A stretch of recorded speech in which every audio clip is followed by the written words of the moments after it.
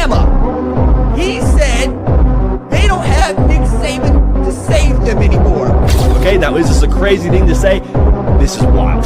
This is an absolutely wild thing to say, especially when Florida State had the year they had last year, especially when Tommy Castellanos got benched last year at Boston College.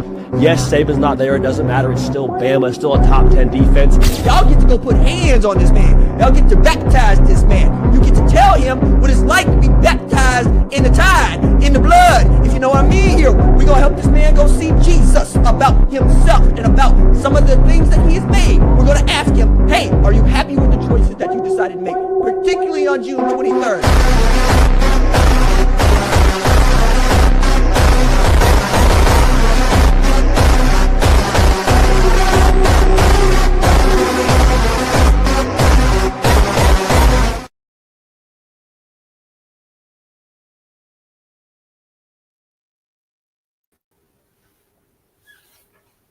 What's up? What's up? What's up with you, everybody? What's up? Good morning. Hey, we got Uncle Jacob here today. What's up, Jacob? What's up? Glad to be back on. And man, a lot's happened since we talked last week with the Michigan stuff, and we're in game week now. So we're in game week of college football. We have games this Saturday, so it feels awesome. Man, it's good. It's good. But before I get started, I got to address the folks in the chat. Good morning, Stephen. Roll Tide. Big Dog got to eat. My buddy out of Arizona representing them cats out of Tennessee. What's up? What's up? My producer Dwight is in the house. Roll Tide. Good morning, Gwen. How are you? Roll Tide to you. Stephen Hicks. Come on, man. 11 days, man, and it's on like Donkey Kong. What's up, Stephen? Good morning to you. And to our winner last night, Jacob, we had our first drawing, our first giveaway of College Football 26. And here is our winner. Here is Latoya Billingsley. She won the big prize last night. Good morning, Latoya. Roll Tide. Honeybees for everybody. That's right. That's right. Good morning to everybody in the chat. And Jacob, good to see you too. I think, DSGB is in the house. 84. My buddy from Georgia representing them dogs out of Georgia. Good morning, Carla. Roll Tide to you. Good morning, listeners, lurkers, lookers, and lurkers, saints, ain'ts, and friends. It's good to see everybody. Jacob, man, well, good morning, Clinton Howard, Roll Tide, Michelle Cochran. They popping up in here now, Jacob. And I've been trying to get everybody. Good morning, Icebox. Dirt Road, Bigfoot. Good to see you, my man. Good to see you. So, I'm sorry, had a church meeting last night and couldn't get there and everything. But my thoughts were with you. But I got you. I got you, man. I'll get to your next one.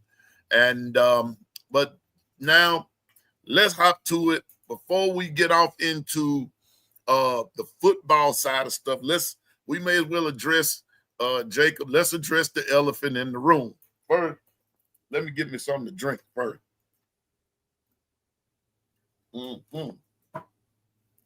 Here we go. Jacob, we saw what happened with the results of the Michigan scandal. It went about like I told you it was going to go. Good morning, KT. What the business is, I told you, and I think you even agreed with me, that it was going to be more of a slap on the wrist, right? Yeah, we talked about that a few weeks ago, and yeah. I thought it was going to be a fine, a suspension of more, and pretty much everything I thought that was going to happen happened, and it pretty much went how I thought. And Josh Pate has been saying that for half a year now, that pretty much what exactly was going to happen. And, it pretty much went exactly about how I thought. So, yeah. Now, like I said, before we go further, now that it's over, but the part that I'm not getting though, Jacob, is, I want to hear two things from you. I want to hear, first of all, is this more, and I think you saw me write this into our group chat over there on X. mm-hmm. I think it was more of a Connor Stallion problem as opposed to just a Michigan problem. Now, yesterday I took a lot of heat, Jacob, for saying some stuff, and I'm gonna go on and repeat what I said. I told the crew over here yesterday, I said we showed some results of what Josh Pate has said concerning conference championships. The very first one on the list was Penn State versus Oregon would be in the Big Ten championship. Mm-hmm. And I said, no, that's not how it's going to go. I told him, I said, because of how this whole Michigan scandal thing has turned out, I said, here's how I think it's going to run. Here we go again. See, watch this. Here we go. Watch this. Now, you see what I'm saying? Now, how can I switch sides Michigan, Jacob, and I'm wearing my same Alabama hat that you day one? All because I said Michigan, if they beat Oklahoma, nobody in the Big Ten is going to beat Michigan. That's just what I said. I agree. Yeah, I think if we get past Oklahoma, I think we can go 12-0. Our schedule's not all that hard. Folks, you heard it come from Jacob. I told y'all their schedule is not hard. Oklahoma is about the hardest game that they have all year. Come on now. I've been saying every week on the show that Oklahoma game really swings the whole season. Yeah, it does. So, and no, I'm not mixing up a doggone thing, bro. Here's the catch. I'm not an SEC. Maybe I failed to say this yesterday, Jacob, so I'll say it today. I'm not an SEC homer. The only team in the SEC that matters to me is this one. Not Oklahoma. That's how I am too. I want them to lose to Michigan.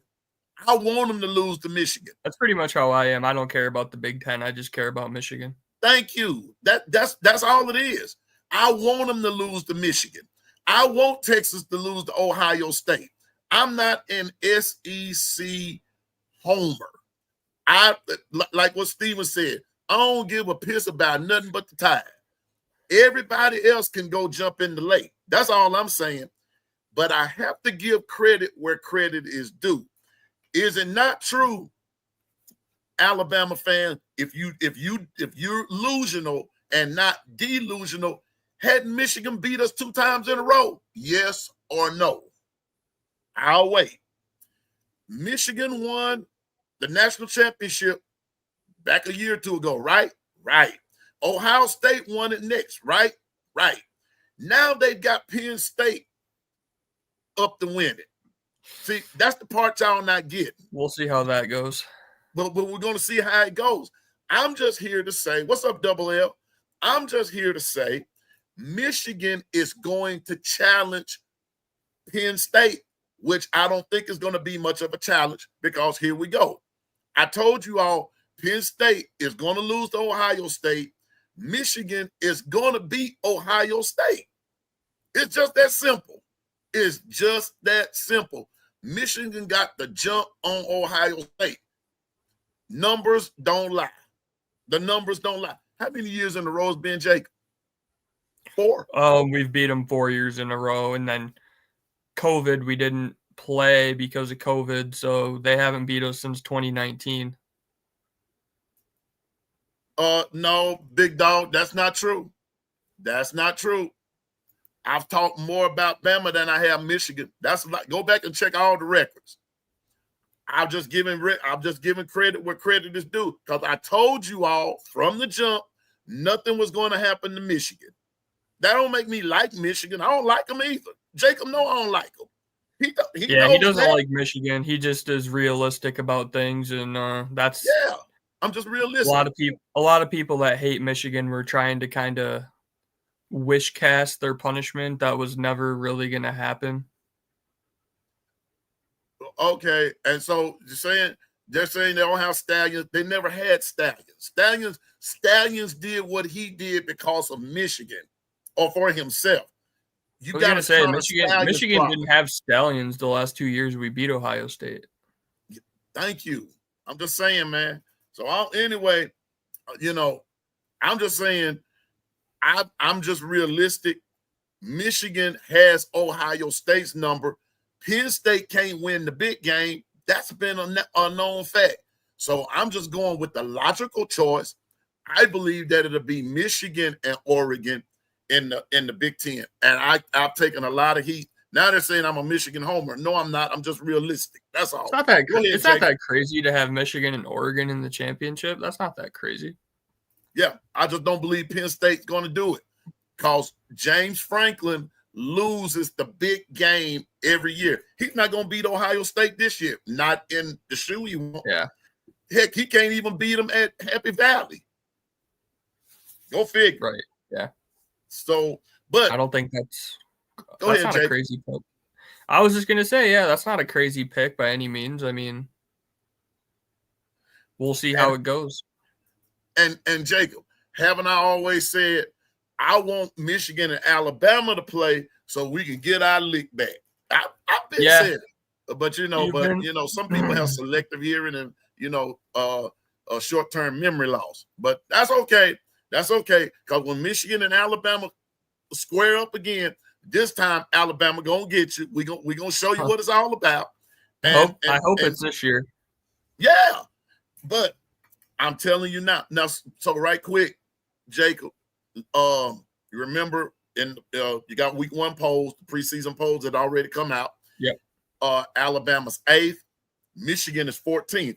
So if you looked at it in the realm of possibilities of the first 12 that's in, they're not even saying that those 12 are going to make it to the playoffs. Yeah. They've got Michigan at 14th.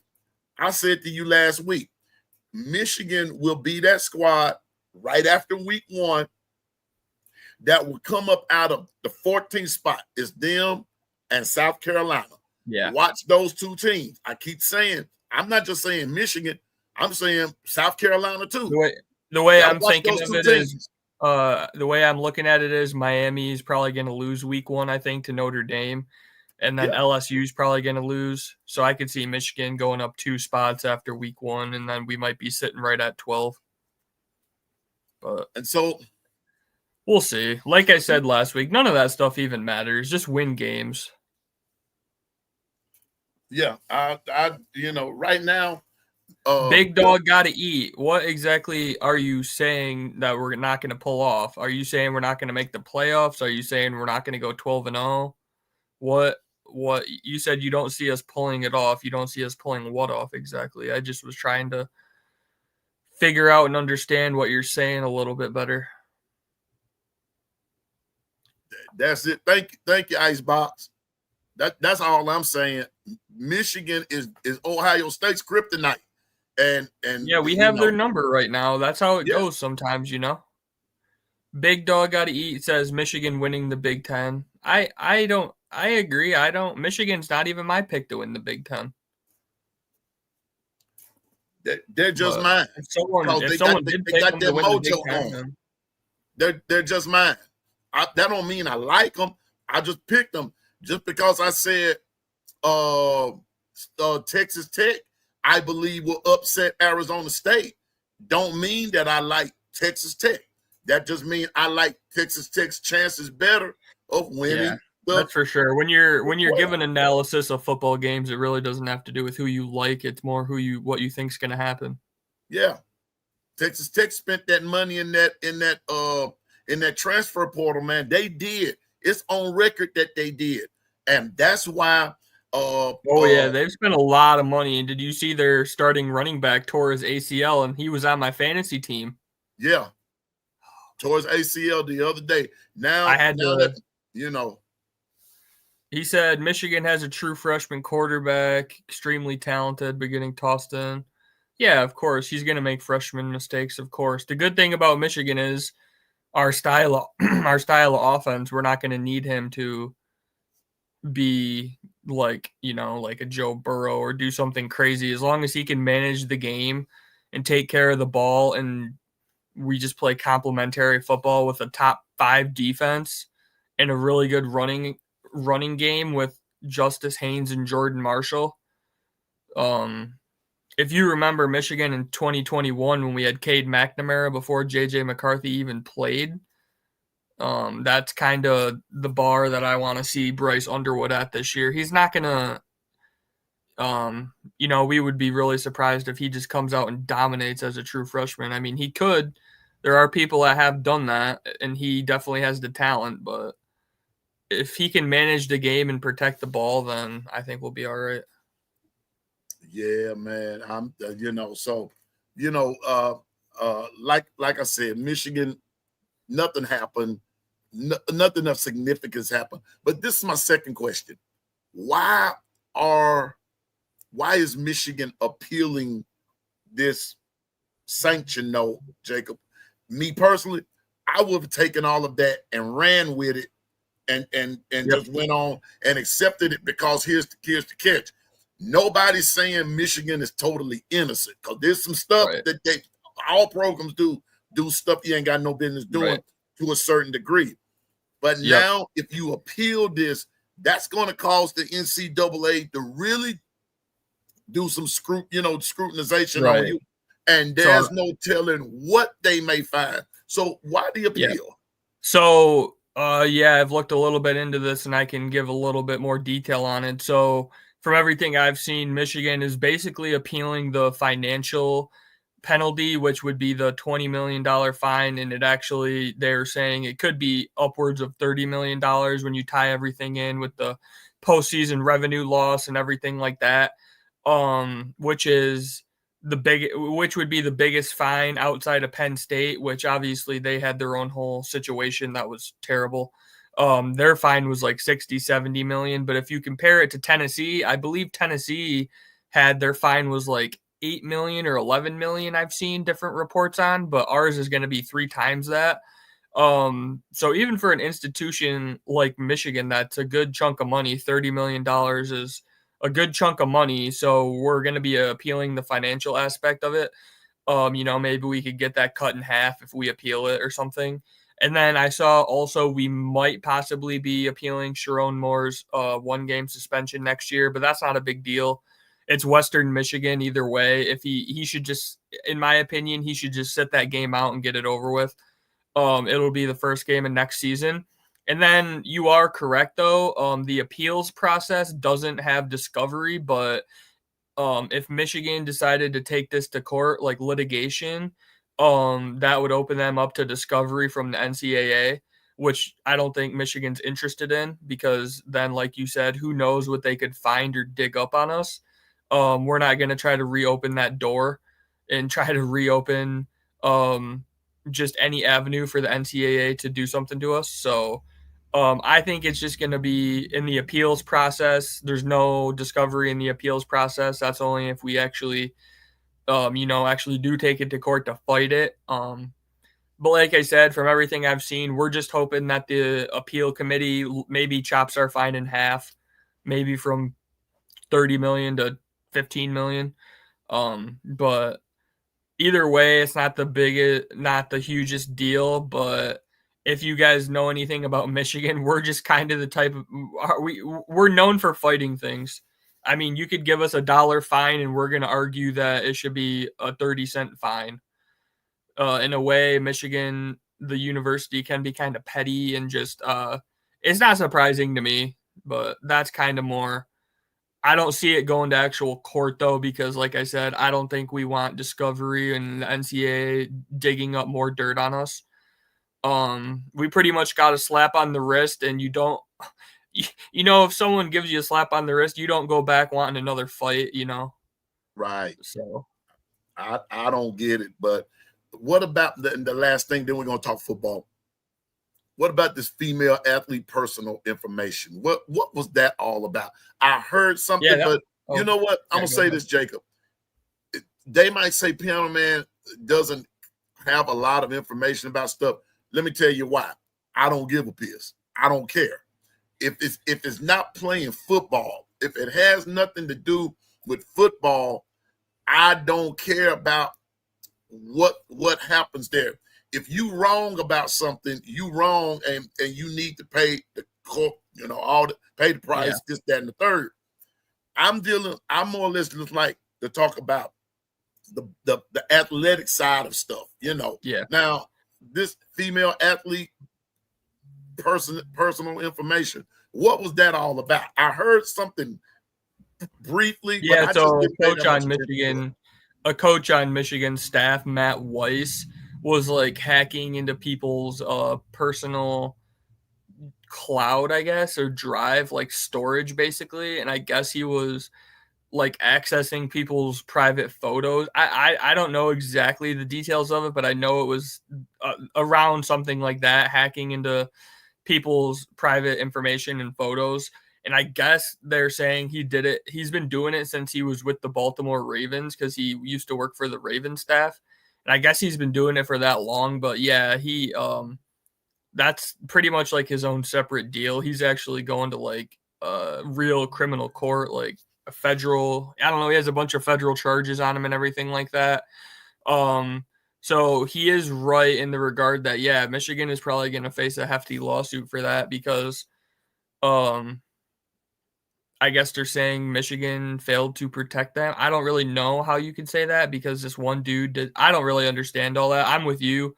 I like to try to stick to the football aspect of it, but yeah, Michigan will be getting sued for that. I'm sure it'll be millions of dollars from all the victims and all that type of stuff, but I don't know the real details of it. But I know that dude is facing like 50 years in prison. So he was a terrible dude. So, but yeah, I like to try to stick to the football with it. And like I said, it's week 0, baby. So we got football. It's time to get with the getting. So what's up, Amber Nicole? Roll Tide. But I just wanted to get that on out the way. And now let's get with the getting. Let's get what's really important. Like you said, it's week 0, man. It's game week. It is time to get the party started. And we've been waiting on this. I know we have.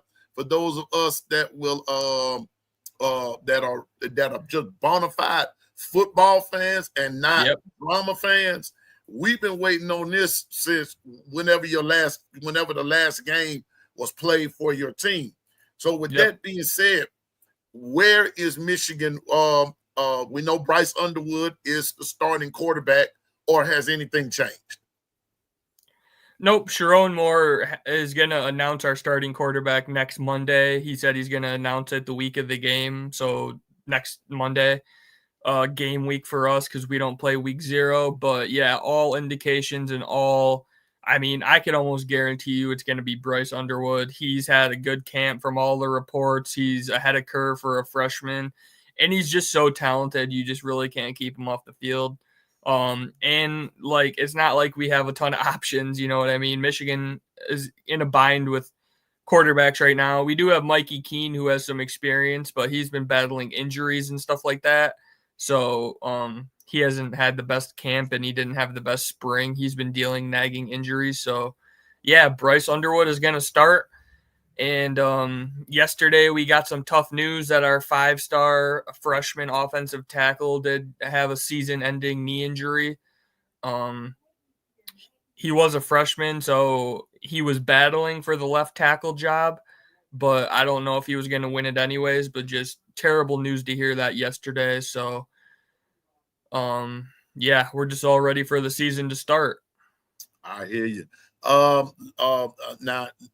hey, good morning, Bino. Our GM is here. Bino, I'm gonna have to show this, Stephen, because I thought about it after you said it yesterday. I always thought 0 equals nothing. What's up with week 0? And I kind of got to thinking about that, Stephen. I'm sort of have to agree with you because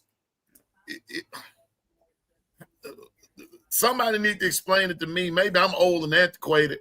How do we come up with week 0? I think they just do it as like, I get what you're saying. It means nothing, but I think the way they think of it is it's right before 1. So week 1, and then they do the, what's before 1, 0. So they give us like a little teaser. Like week 0 usually has 4 or 5 games, like a little sampler platter type of thing before the main meal. That's how I look at it. So it just gets us, we're all dying for football. So it kind of just holds us over a little bit. It gives us a couple games to watch. But yeah, I don't know how they came up with the name. I'm assuming just like I said, because 0 is before 1. I don't know. 11 days, Jacob, and we yeah, and don't get me wrong. Don't get me wrong. I respect those that are playing this week. I'm respecting that. Matter of fact, we got a top 25 game this week in Iowa State and Kansas State. Yeah, I think that's who it is. So we have Stephen Hicks says, "How about preseason?" The only problem with that is these games actually count. Yeah, these games count, and that's why I keep saying about week 0. Honest to goodness, your first shakeup is going to start in the top 25. Yeah, even though it's toward the bottom, it's toward the bottom, but you're gonna have the shakeup with Iowa State and Kansas State. But let's just stick with the Big Ten for a minute. Let's just have, since it's Big Ten Tuesday, let's stick with the Big Ten. Jacob, who's we know about, like I said, Ohio State, Michigan, Oregon, Washington, Penn State. We know about, we kind of know about them, and we will touch on them as the week goes on, because starting next week, we're going to be we're going a different route with the next week, and we're going to be looking at actual games of who's playing who and what it's going to look like in this, that, and the third. But this week, let's just go back through the Big Ten again. First question I want to ask you, and I'm going to call you the Big Ten guru, which team actually has no shot at all to win the Big Ten? You mean? Who's not even going to have a winning season? Purdue, Northwestern, Purdue, UCLA, Rutgers, in Maryland. I think those are going to be the 5 worst teams in the Big Ten that are going to barely win any games. Oh, and I would throw in Wisconsin too. I think those are going to be the bottom feeders of the league. And at the end of the year, you can look at the conference standings, and I think you'll see those 6 teams at the very bottom in whatever order: Purdue, Northwestern, Rutgers, UCLA, Maryland, and Wisconsin. I think those are going to be the bottom feeders, and those are the ones that I'm really just not even worried about. Okay, so they won't even be making it to a bowl game, will they? I don't think so. Nope. I don't think any of those teams will even make a bowl game. Maybe Rutgers is the only one, but I was looking at Wisconsin's schedule yesterday. They'll be lucky to win like 4 games. That's bad. And I can and I'm gonna tell you what. And I can remember back a few years ago when Wisconsin was a real bona fide contender. Yeah. And so especially when they had Barry Alvarez. And wasn't it Brett Bielema? Yep, he coached there too. Yeah, he was there, and so they were real contenders. So it does sort of make a difference. Sometimes who the coach is. What's up, Huggy? Yeah. What's up, I Bleed Crimson? Good morning, Roll Tide, and go. And that's the Auburn guru right there.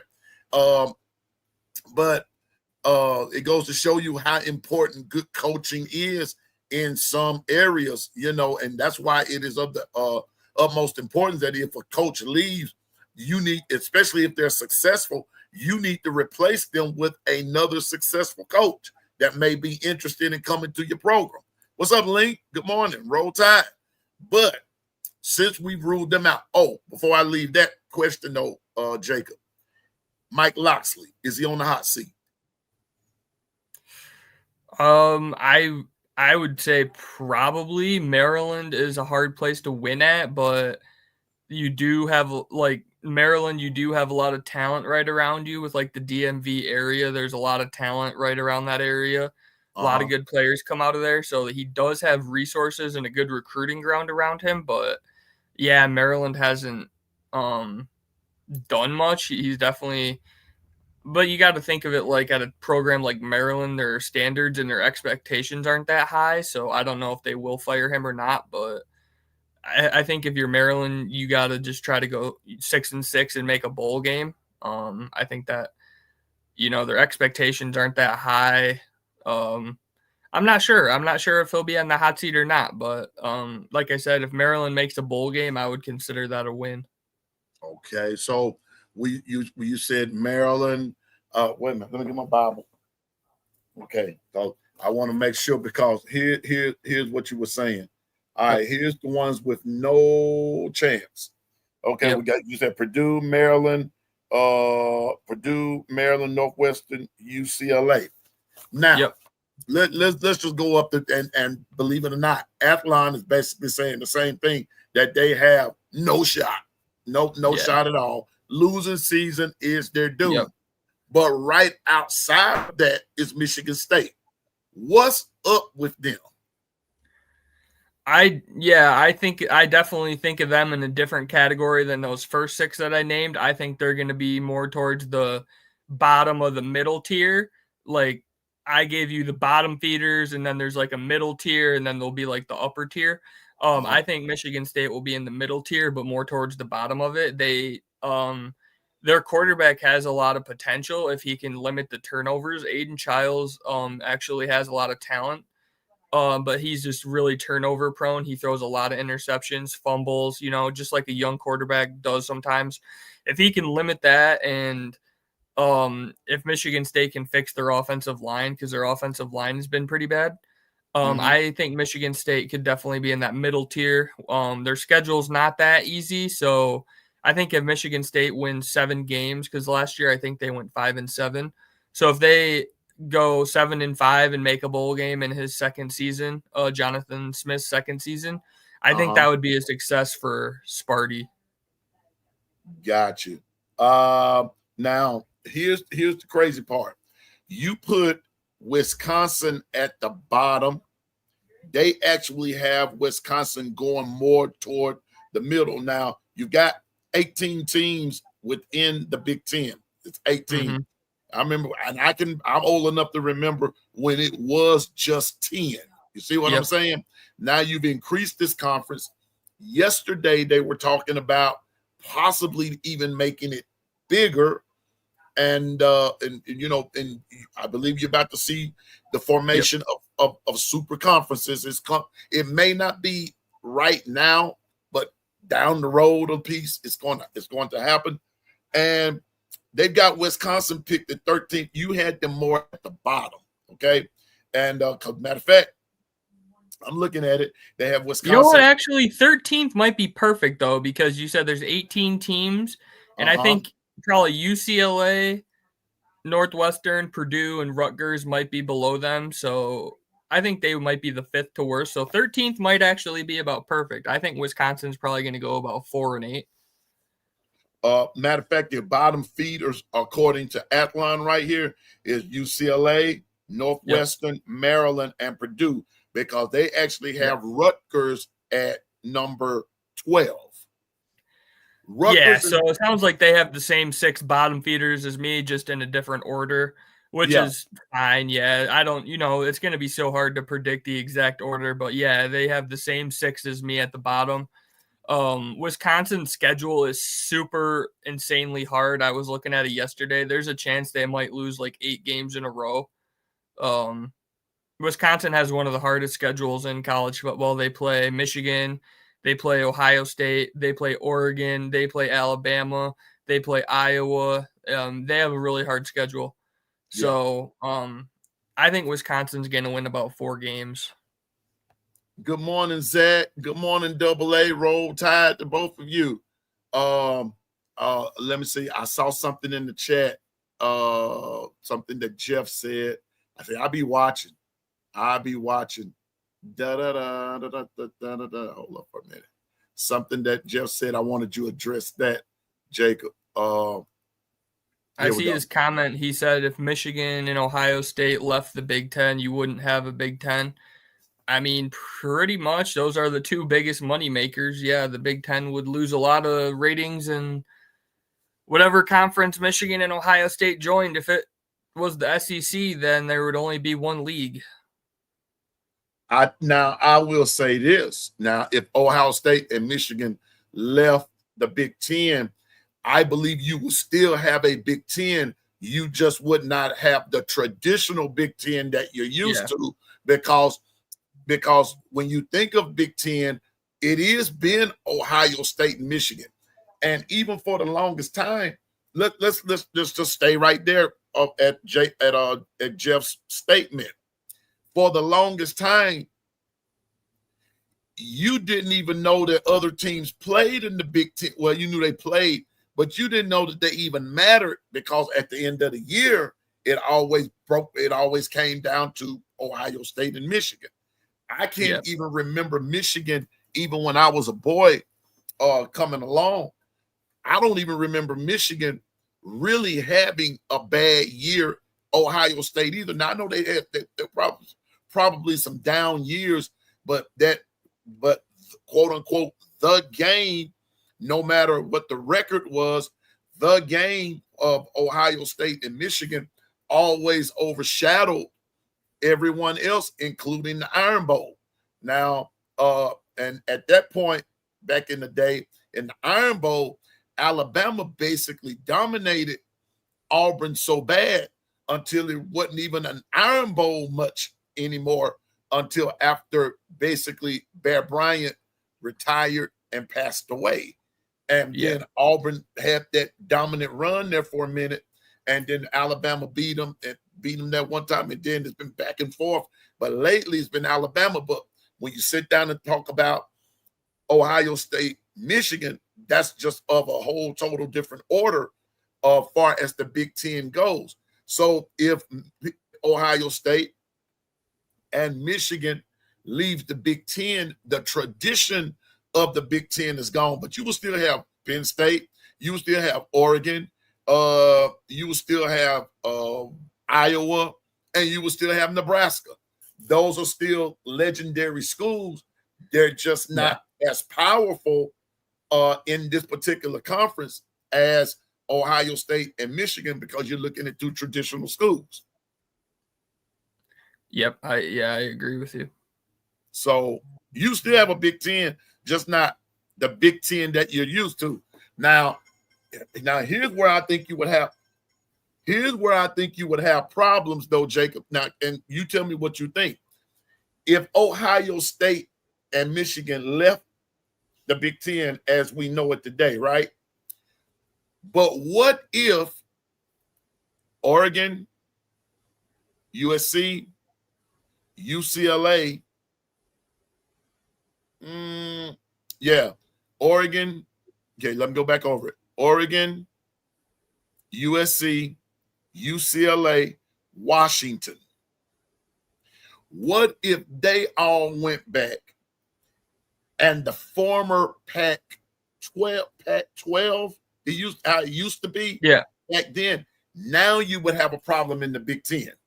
If those left you now, if those left you, now you're going to have a Big Ten problem, because now you really don't have your money makers there anymore of the Ohio State and the Michigan, with those others being gone. Now you got all those quote unquote the guys that are at the bottom as far as the money goes. It's not out of the realm of possibility, Jacob, that one day, because like you remember, now I don't know if you're old enough to remember, but me and Steven and a couple of others, we can remember when Nebraska, Oklahoma, Iowa State, Kansas, Colorado, all of them were in the Big Eight. You had a lot of conferences back then. And Nebraska, and every year it basically went down with Nebraska and Oklahoma playing for the Big Eight championship every year. Every year. It went down like that. I think it's going to be interesting, the conference realignments moving forward. I don't think Michigan and Ohio State will leave the Big Ten, but I just mean crazy. I think eventually down the road in the future, maybe within 5 years or something, I think you might see teams like Clemson and Florida State hop out of the ACC, and I think you might see them join either the Big Ten or the SEC.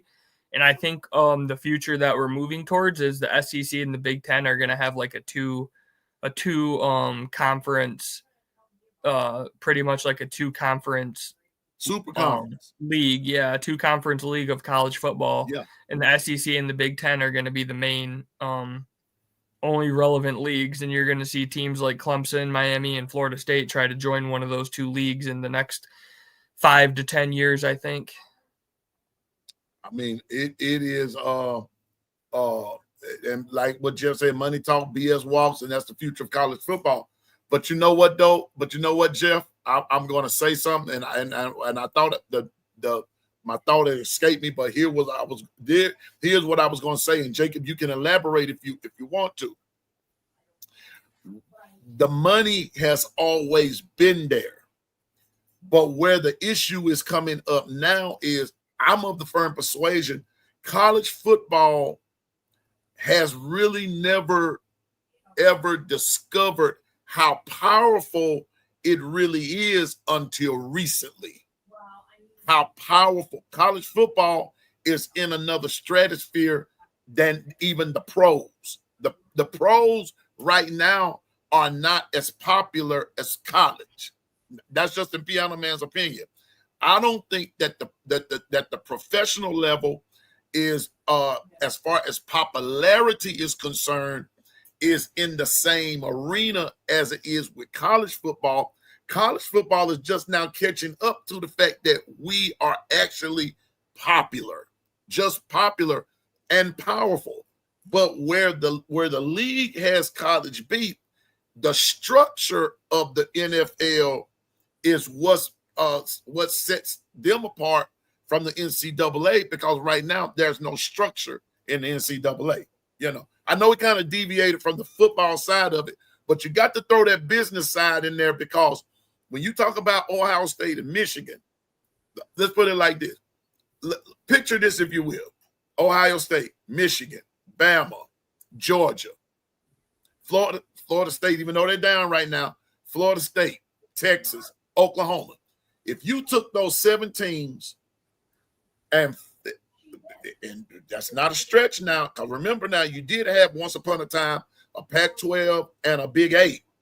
If you took those 7 teams and Penn State, because you have to throw them in there because they are an original OG and everything, and I would call that the OG league. If you took the OG league and played everybody else that I did not name and everything, Jacob, I know that's not going to happen, but it would be something to see. You know what I'm saying? Yeah. Now, Bama and Michigan have to play each other in a race. Yeah, that would be cool. That would be cool. You know, they would have to. Penn State and Texas would have to play each other. Ohio State and Georgia would have to play each other year in and year out. If you took that and put it in a conference like that, now there would be no excuses. Then you can figure out who the real deal is. That's how I see it. Put in the OG status, and then, you know, like even Miami, you know, or you know, that's just like a little fantasy league or something like that. That's just going through Piano Man's brain. But I think you talk about parity. Now you would really have it if you put them all in one conference like that, and then you had another conference up, you know, and then mix it all up. But have it fixed where Michigan and Bama play every year. Don't wait till a bowl game and play. Fix it to where Michigan and Bama will play every year. Fix it where Bama and Ohio State play every year. Because let's face it, SEC, I might not get a lot of amens right here, but the SEC is brutal week in and week out. It's brutal. Big Ten don't even compare to that. It doesn't even compare until you get to the Ohio State playing Michigan, Ohio State playing Penn State. That's not even a game, hardly. You know, but Bama, Georgia, Bama, Auburn, Bama, Texas A&M, Bama, Oklahoma. Darn, I just named Bama playing 5 teams that's going to be ranked in the top 25 somewhere along the line. So that's where that shift in power. But if you took some of them and put them in one conference, then you're going to see who's the top 25. Now, that's just how I see it, Yeah, no, that would be cool. I love everything we can do to get better matchups. That's why I'm so excited for Ohio State, Texas, and Clemson and LSU, and I love all the big premier matchups. So yeah, that would be cool. Yeah, and so now that we've gotten the bottom, well, we're still at the bottom. So Wisconsin and Rutgers there. What about Minnesota, Washington? What about those two? I think Washington was going to be more towards the top of the middle tier. I think Washington's going to be pretty dang good, actually. I really like their quarterback, Damon Williams. I'm really high on him, actually. I think he's going to be good. It's year 2 under Jed Fish, so they're going into his second year. They're going to just try to keep building on what they got going over there. They have Denzel Boston, who's one of the best receivers in all of college football. He's a projected first rounder. They have Jonah Coleman, who's a really good running back. I think Washington is going to be a scary team that I think they're going to upset somebody good this year. They play Ohio State at home. Maybe they'll get Ohio State. Washington has a really good home field environment. They usually win at home. I think Washington is going to be really good. I'm not saying they're going to make the Big Ten title or anything, but I think they're going to be at the top of the middle tier, sneaking up, trying to get to that top tier. Mm-hmm. And then Minnesota, I think, is going to be at the bottom of the middle tier. I could almost throw them in with the bottom feeders, but I'll put them right a notch above that. Right. I just don't believe really much in Minnesota or PJ Fleck. They do have Darius Taylor, who is one of the better running backs in all of college football. So they should be able to run the ball.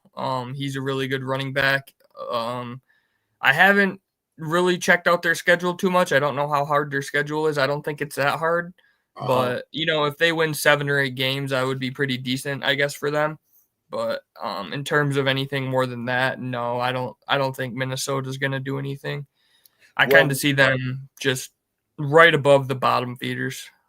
Right. Before we go further, I saw this earlier, and so somebody's wishing Zach, hey man, tell your wife happy birthday, man. Happy birthday. Tell sis happy birthday. Many more to come, and y'all celebrate. Have a good day. Have a good day. Yeah, happy birthday to your wife. Birthday. Hope you guys have a great day. Go out to dinner or something and make it a good day. And make it a good day. Yeah, today is a good day. Have a good day. Happy birthday, sis. But Washington's schedule is Colorado State. And check this out. Colorado State, UC Davis. Then they go to Washington State. Ohio State at home. They go to Maryland. They play Rutgers. They come to Michigan. They play Illinois. They go to Wisconsin. They play Purdue. They go to UCLA. And then they play Oregon. Maybe, 3 losses? Yeah, the games that you really say they're probably going to lose are Ohio State at home. But like I said, I'm not going to just chalk that up because they have a really good home field advantage. That's early in the season. They should be undefeated still. They should be 3-0 by that point, and that crowd's going to be hyped up. That crowd, that environment's going to be crazy. I bet, just because it's on the West Coast, I bet it's a night game too. So with that night crowd, you never know. They might be able to beat Ohio State. I'm not saying it's likely. They probably won't, but college football things happen. They have the home crowd behind them. And then they traveled to Michigan, which they beat us last year at their place, and now we get them at our place with the travel and everything. I like our chances to beat them. I don't think it'll be an easy game, but I do think Michigan will win at home. They were 6-7 last year. Yep, I think we'll beat them at home, and then Oregon is another tough game. They're going to be underdogs in that game versus Oregon, but if they can just win 1 out of those 3 and handle the rest of their business and go, that puts them at 10-2. If they win 1 out of those 3 hard games. So I think Washington is someone to watch out for this year. I think Washington is going to have a pretty good team this year, and I think I wouldn't be surprised if they beat one of those three big teams, either Ohio State, Michigan, or Oregon. Well, and so as we move on up, there's Washington. What about USC? I've been saying Lincoln Riley's on the hot seat. I know it's probably not likely, but I think Lincoln Riley's on the hot seat. Yeah, I think Lincoln Riley's on the hot seat too if he has another season like he has. USC has a lot of talent. He just needs to figure out their defense. I think their defense did improve last year. It went from like 120 something to like 50 something.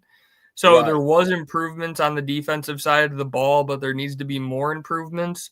And then USC just has to figure out how to close games and win games. I saw a stat last year that USC led in the fourth quarter of 5 Big Ten games that they ended up losing. So USC was always right there in the mix, and they were they had a lot of games that they let slip away. Actually, 5 of them at least that they led in the fourth quarter and then lost, like I said. So USC just needs to learn how to finish the deal and finish in the fourth quarter, and I think they could really turn things around. Like I said, they have the talent. That's not really the problem with them. It's more of just defense and just figuring out how to win close games. So their schedule is not all that bad. I've looked at their schedule a few times. It's not the hardest. So I am a little bit higher on USC this year. I think they're going to go over their win total. I think they're going to at least win 8 or 9 games. So I think USC will have a little bit better year. Okay. And when I'm looking at them, Missouri State, Georgia Southern, Purdue. So that's Michigan State. That's 4 wins right there. Yeah, but they should start off 4-0. They should start off 4-0. But I think where the losing start is when they go to Illinois. I think Illinois will beat them in Champaign. Illinois is going to have a good team. Yeah, I think that's going to be really the game that defines their whole season. Just because if they go on the road and they win at Illinois, they get to 5-0.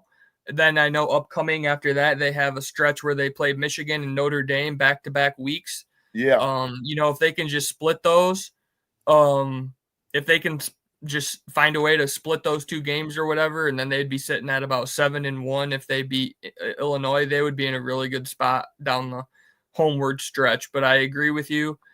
They should start off 4-0, and then that Illinois game is going to be everything. Got a compliment right there. Thanks. I appreciate that. I got the idea from him. He had the Alabama stadium, so I was like, oh, that looks pretty cool. I should do that.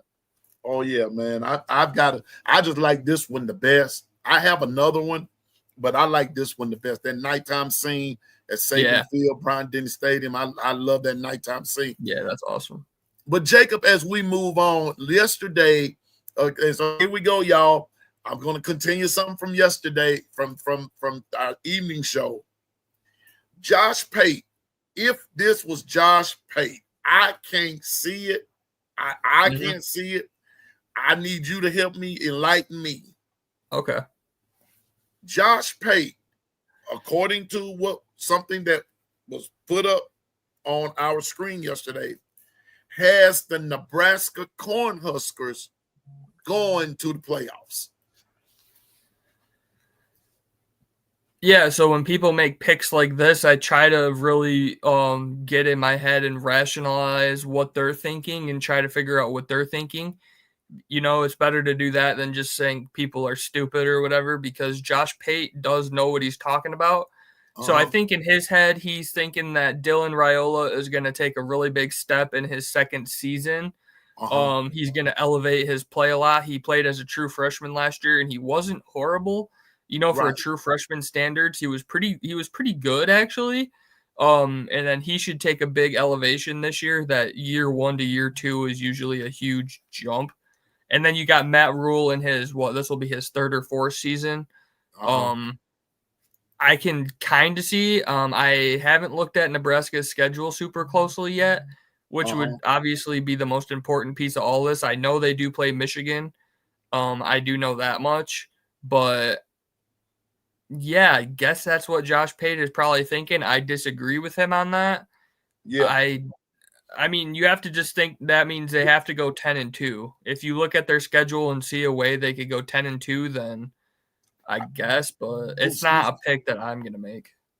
I'm going to tell you like this. I'm looking at it now, and without doing any critical thinking, looking at the schedule, I can see his reasoning. I can see it because here we go. They're playing Cincinnati, but they playing them in Kansas City. That's like a neutral site game. Yeah. Then they play Akron, Houston Christian. So then they play Michigan State. Their first 5 games is one neutral site and everything else is at home. So I can understand. Yeah. So, out of that would probably come one loss, and that would probably be the Michigan. But I understand what you're saying. That's going to be a tough game. That's going to be a really tough game. Don't write anything in, or just automatic. But then they go to Maryland, they go to Minnesota. That could be a win depending on how those two teams are playing. Yeah, those should both be wins, honestly. But then they play Northwestern at home. They come USC plays them in Lincoln, and then they go to Penn State. No, excuse me. They go to UCLA. That should be a win.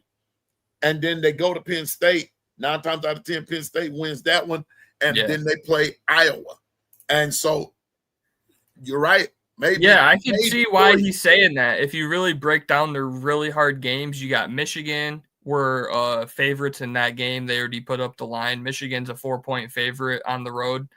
And then you have Penn State, and then you have Iowa, and then USC.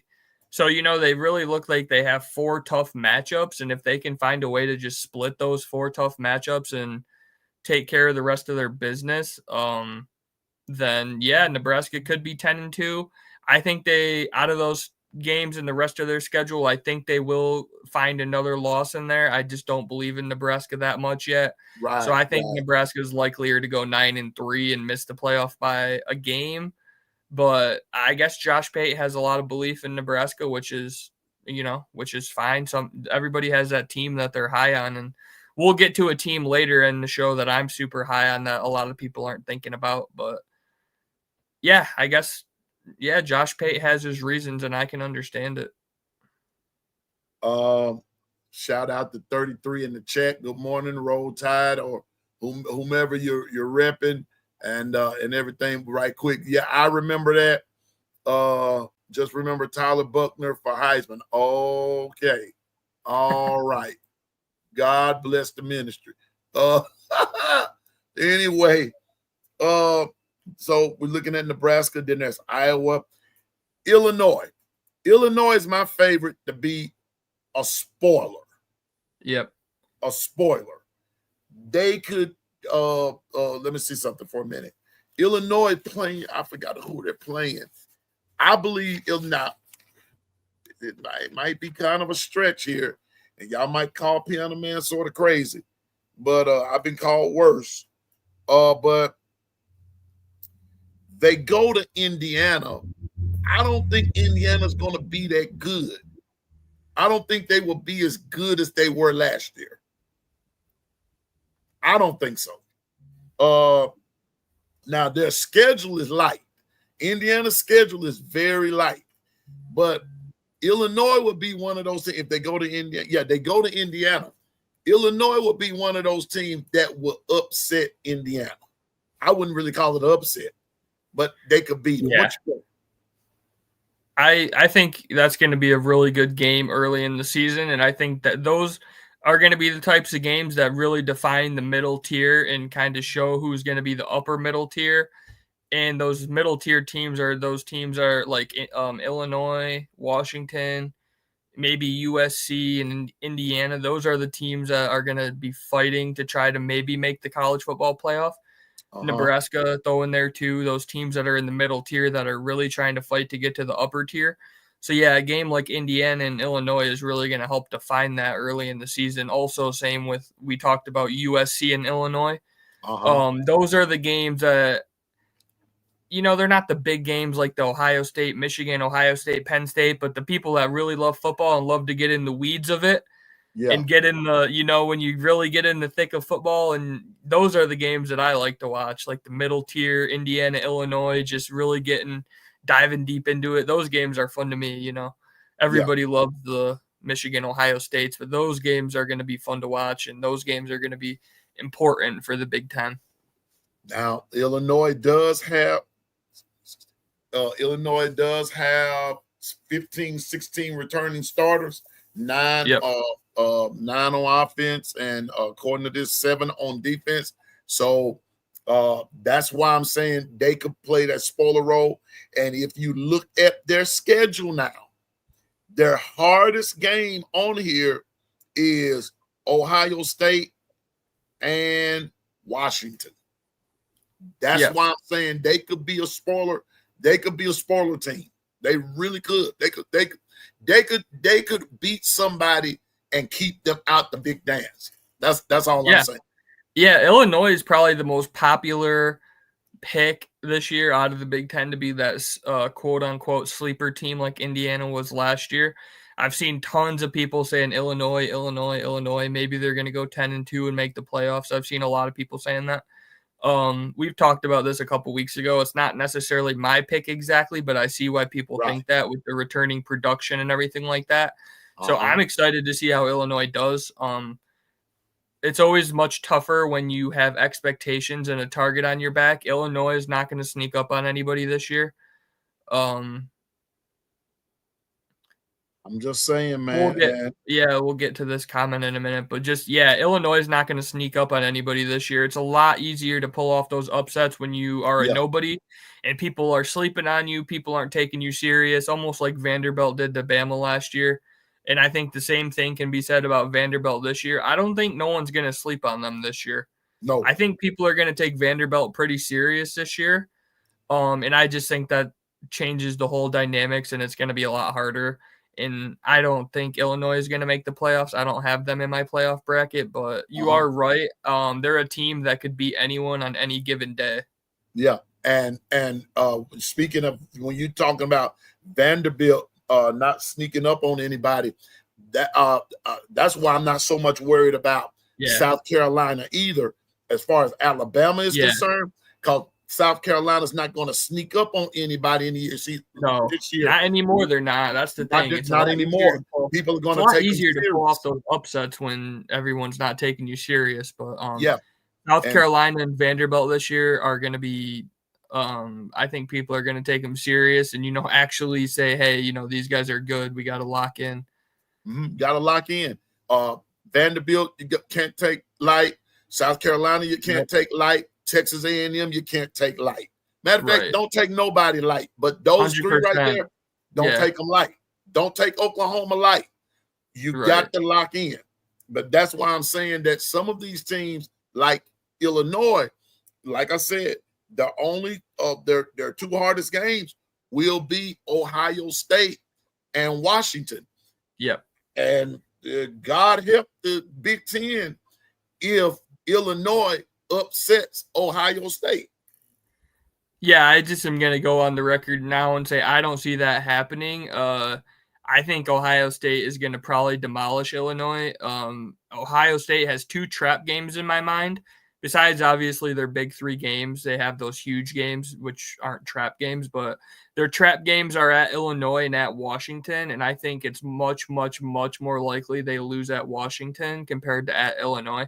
Just when you add in the travel dynamics and you add in Washington's quarterback, he's a really good playmaker and just everything. I think that Washington game will probably be a night game since it's on the West Coast. And just adding in all those factors, I think it's like way more likely Ohio State loses at Washington. And I think Ohio State is going to demolish Illinois. I really do. Like everyone's thinking that's going to be a trap game, but I think at the end of it, I think Ohio State's going to just really demolish Illinois. Well, I'm still going to take it as a trap game until that game is played. To me, it's a trap game for Ohio State. Illinois really has nothing. Illinois has nothing to lose, if you will. No. Ohio State has basically everything to lose. But especially too, because it depends. Just thinking about Ohio State too, it depends how the early part of their season plays out. Because if they have a loss to Texas already, and maybe they have a loss to Washington, there's different ways the season could play out. But yeah, there's going to be a lot of pressure on Ohio State, possibly. You know, if they beat Texas and they roll through everybody, maybe not as much. But Ohio State has a hard schedule this year. I could see them picking up a couple losses across the way. Well, I'm gonna tell you this, and while I'm there, and everything, if Ohio State lose to y'all one more time, Ryan Day is gone. I don't give a darn what all they win. I'm telling you now, I believe he's gone if they lose to Michigan for a fifth year in a row. There is just some things you just don't allow to happen. Yeah, And that's one of them. That's a really tough discussion nowadays because of the expanded playoff. I think last year, if it wouldn't have been the expanded playoff last year and Ohio State wouldn't have made it, I think he probably would have got fired. But it's so hard now because he won the national. You know, it's so hard. He just won the national championship, which is the biggest goal. So it's a really hard discussion to have. I mean, I don't even know. Yeah. Let me go back to something that Amber said. I saw she said that Josh Pate has Alabama winning the SEC over Texas. Did you see that? Yeah. Matter of fact, we discussed that yesterday. I told him that was the only thing that I agreed with Josh Pate on. Was that Alabama? Yeah, I disagree with Josh Pate on that. I do have Texas winning the SEC. Nothing against you guys or anything, but I think Texas is going to be really damn good. I really do think that. Maybe I'm crazy. Maybe I'm drinking too much of the Kool-Aid. This is all on recording now, so you guys can feel free to make fun of me if Texas bombs out. But I really do think they're going to be good. I think they're going to beat Ohio State, and I think they're going to be really good. The game I think they might lose is at Georgia. Yeah, they play at Georgia, and I saw this crazy stat that in the last, I think it's 9 years, Georgia's 48-1 at home. Yeah. So Georgia does not lose at home. Bama's gonna beat them again. Is that one loss in there? Is that one loss? Was that to Alabama? No. It was to South Carolina. Georgia lost to South Carolina at home. When Bama played them, it was in 15, 6, something like that. Okay, I think it's like the last 9 seasons. I think Georgia's 47-1 at home, which is crazy. But like you just said, they're going to have a couple tough home games this year. They play Bama at home and they play Texas at home. And I think they lose one of those 2 games. They probably lose one of those 2. Georgia plays Bama at home, Texas at home. I think they go on the road and they play Auburn. They go on the road. They play Tennessee. I think they play Ole Miss at home. Yeah, they're not going to win all those games. That home winning streak is going to end this season. Yeah. They're not going, Jeff says the only thing that I agreed with Josh Pate on was Alabama winning the SEC championship. But the thing that I disagree with them on is that I don't think Texas is going to make it. Why? Because Texas won't beat Georgia. That's going to be the problem. Only way Texas is going to get in is that Bama's going to have to lose some, and I don't think that's happening. Even if Texas only loses 1 game in the SEC to Georgia, they're going to be 1 loss. That's going to be hard for them to miss the championship with 1 loss, though, unless they lose on a tiebreaker somehow. Well, unless they lose another SEC game, which is possible. They do play Florida at the Swamp, which is hard. I'm going to say this in chat. I didn't say nothing about this yesterday until Jacob just said something about it. Don't be surprised if Oklahoma beats Texas. Don't be surprised. Yeah, that's a rivalry game. Anything can happen. Don't be surprised. Arch Manning just might get baptized in that game. He just might get baptized in that game. And Texas plays at the Swamp, and everyone knows the Swamp is hard to win at. Yeah. And so... yeah, Texas does have a hard schedule because they play, obviously, Ohio State. Then they play at Florida. Florida's going to be good, and Florida's a hard place to win at, as most people know. They play at Georgia. They play the Red River rivalry shootout, whatever you want to call it. And then they play Texas A&M. Yeah, they got some tough games. Texas could bomb out, but I think Texas is going to be good. That's just me, though. Jeff says I'm drinking the Arch Manning Kool-Aid. I do think Arch Manning's going to be good, but I actually like Texas more because of their defense. Now this is just me about Texas. I think Texas D line and linebackers are going to be pretty good, but I think that their DBs are garbage. And you put the right receivers out there with some speed and some clarity, and the right quarterback playing against Texas, Texas can be beat. It might be a shootout. Yeah, they can be beat. Yeah, but beat. I think their secondary is going to be fine. They got Michael Taff. He's looking. I've seen preseason All-American lists that have him as an All-American. It's going to be interesting to see. Everyone is hyping Texas so much, and then I saw a comment in the chat from Nero. He said Florida's on its last limb. He disagrees that Florida's going to be good. I think Florida could be good if DJ Lagway's healthy. But that's just like a huge if, and that's something that we've never really got to see. But so I'm of the firm belief that so goes DJ Lagway, so goes Florida. I've been saying it. I agree with you 100%. From the word go. And that's the thing. He's always hurt and he's always injury prone. He says he thinks Lagway throws more picks like last season. We'll see. That's possible too. I think he's going to have a big jump, a big improvement from first year to second year is usually a huge improvement. He played as a true freshman last year. I think if he's healthy, I think Florida is going to be good. But he's already hurt and he's always hurt. So yeah, if he's healthy. Well, Neuro, I don't know about him being. Well, wait a minute. I wouldn't say he was awful. About him being awful, but I tell you what, he was balling against Georgia. He was balling against Georgia. And he's a dude that has a ton of talent. He just it's hard to play as a true freshman.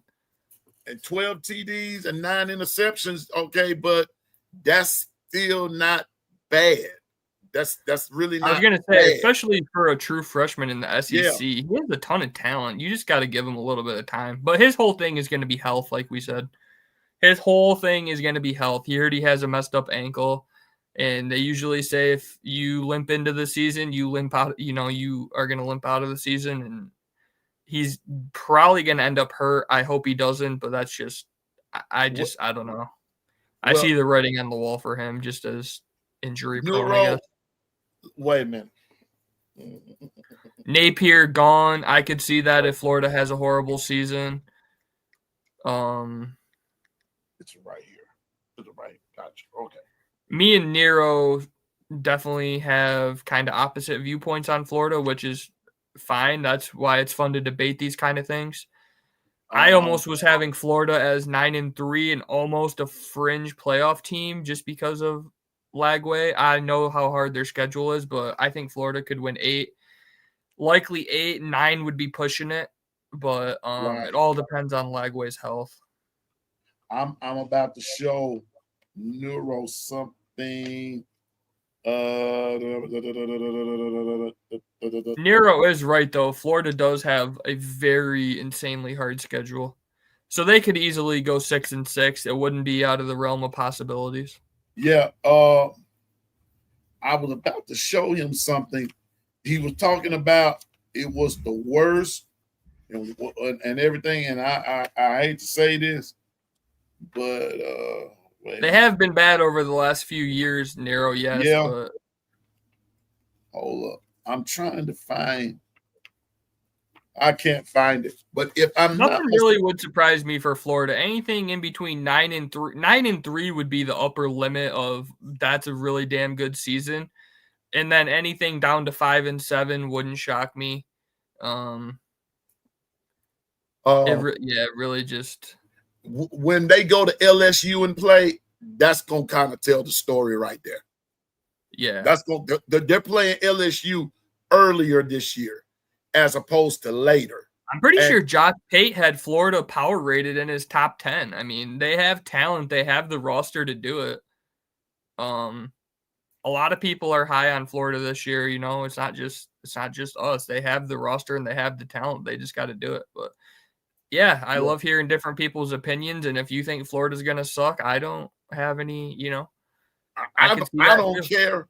It don't bother me none. I'm just a guy who loves Alabama, but I'm just saying so goes DJ Lagway, because one thing about it, Florida has Florida's gonna have a decent defense though. Now their offense, it depends on Lagway again. You nailed it. If it's all about if he's hurt and he's missing games and he plays a game and then he has an ankle injury for 2 and he's out and then he plays and then he's out, their whole season is scrapped. They're going to win probably 5 games and Napier's gone. It's all about health. He's already in a walking boot. He's missing practice. It's not looking good. Yeah. But if he can play and he plays at a high level, then they have a chance. Yeah. Yeah. And so Tennessee, I'm just saying. I see people talking about Tennessee. I saw Tennessee name Joey Aguilar their starting quarterback. They named him. Yes. Yeah. Yeah. And while we on the subject, let's finish Big Ten and then we're going to talk about that. Hold your point right there, Nero. Just hold your point. I got your start. Hold your point. And as a matter of fact, I'll go and put it up there and everything. But so when you finish out the Big Ten, though, Jacob, you have left Indiana, Michigan, Oregon, Ohio State, Penn State. Who wins it? Who wins the Big Ten? Yeah. I'm going with Penn State. I know it's a probably surprising pick, but the way I'm thinking of it is, I like how their schedule sets up. Even if they lose to Ohio State in Columbus, I think they're going to go 11-1. That's my prediction I've had for Penn State all season. 11-1 gets them into the Big Ten championship. They have a really easy schedule, really outside of Oregon and Ohio State. I think they're going to beat Oregon at home. I really do. It's going to be a whiteout game. We've talked about many times that travel from coast to coast is really hard. I think Oregon is going to go in there in a tough environment. I think Oregon's going to get whooped on a little bit.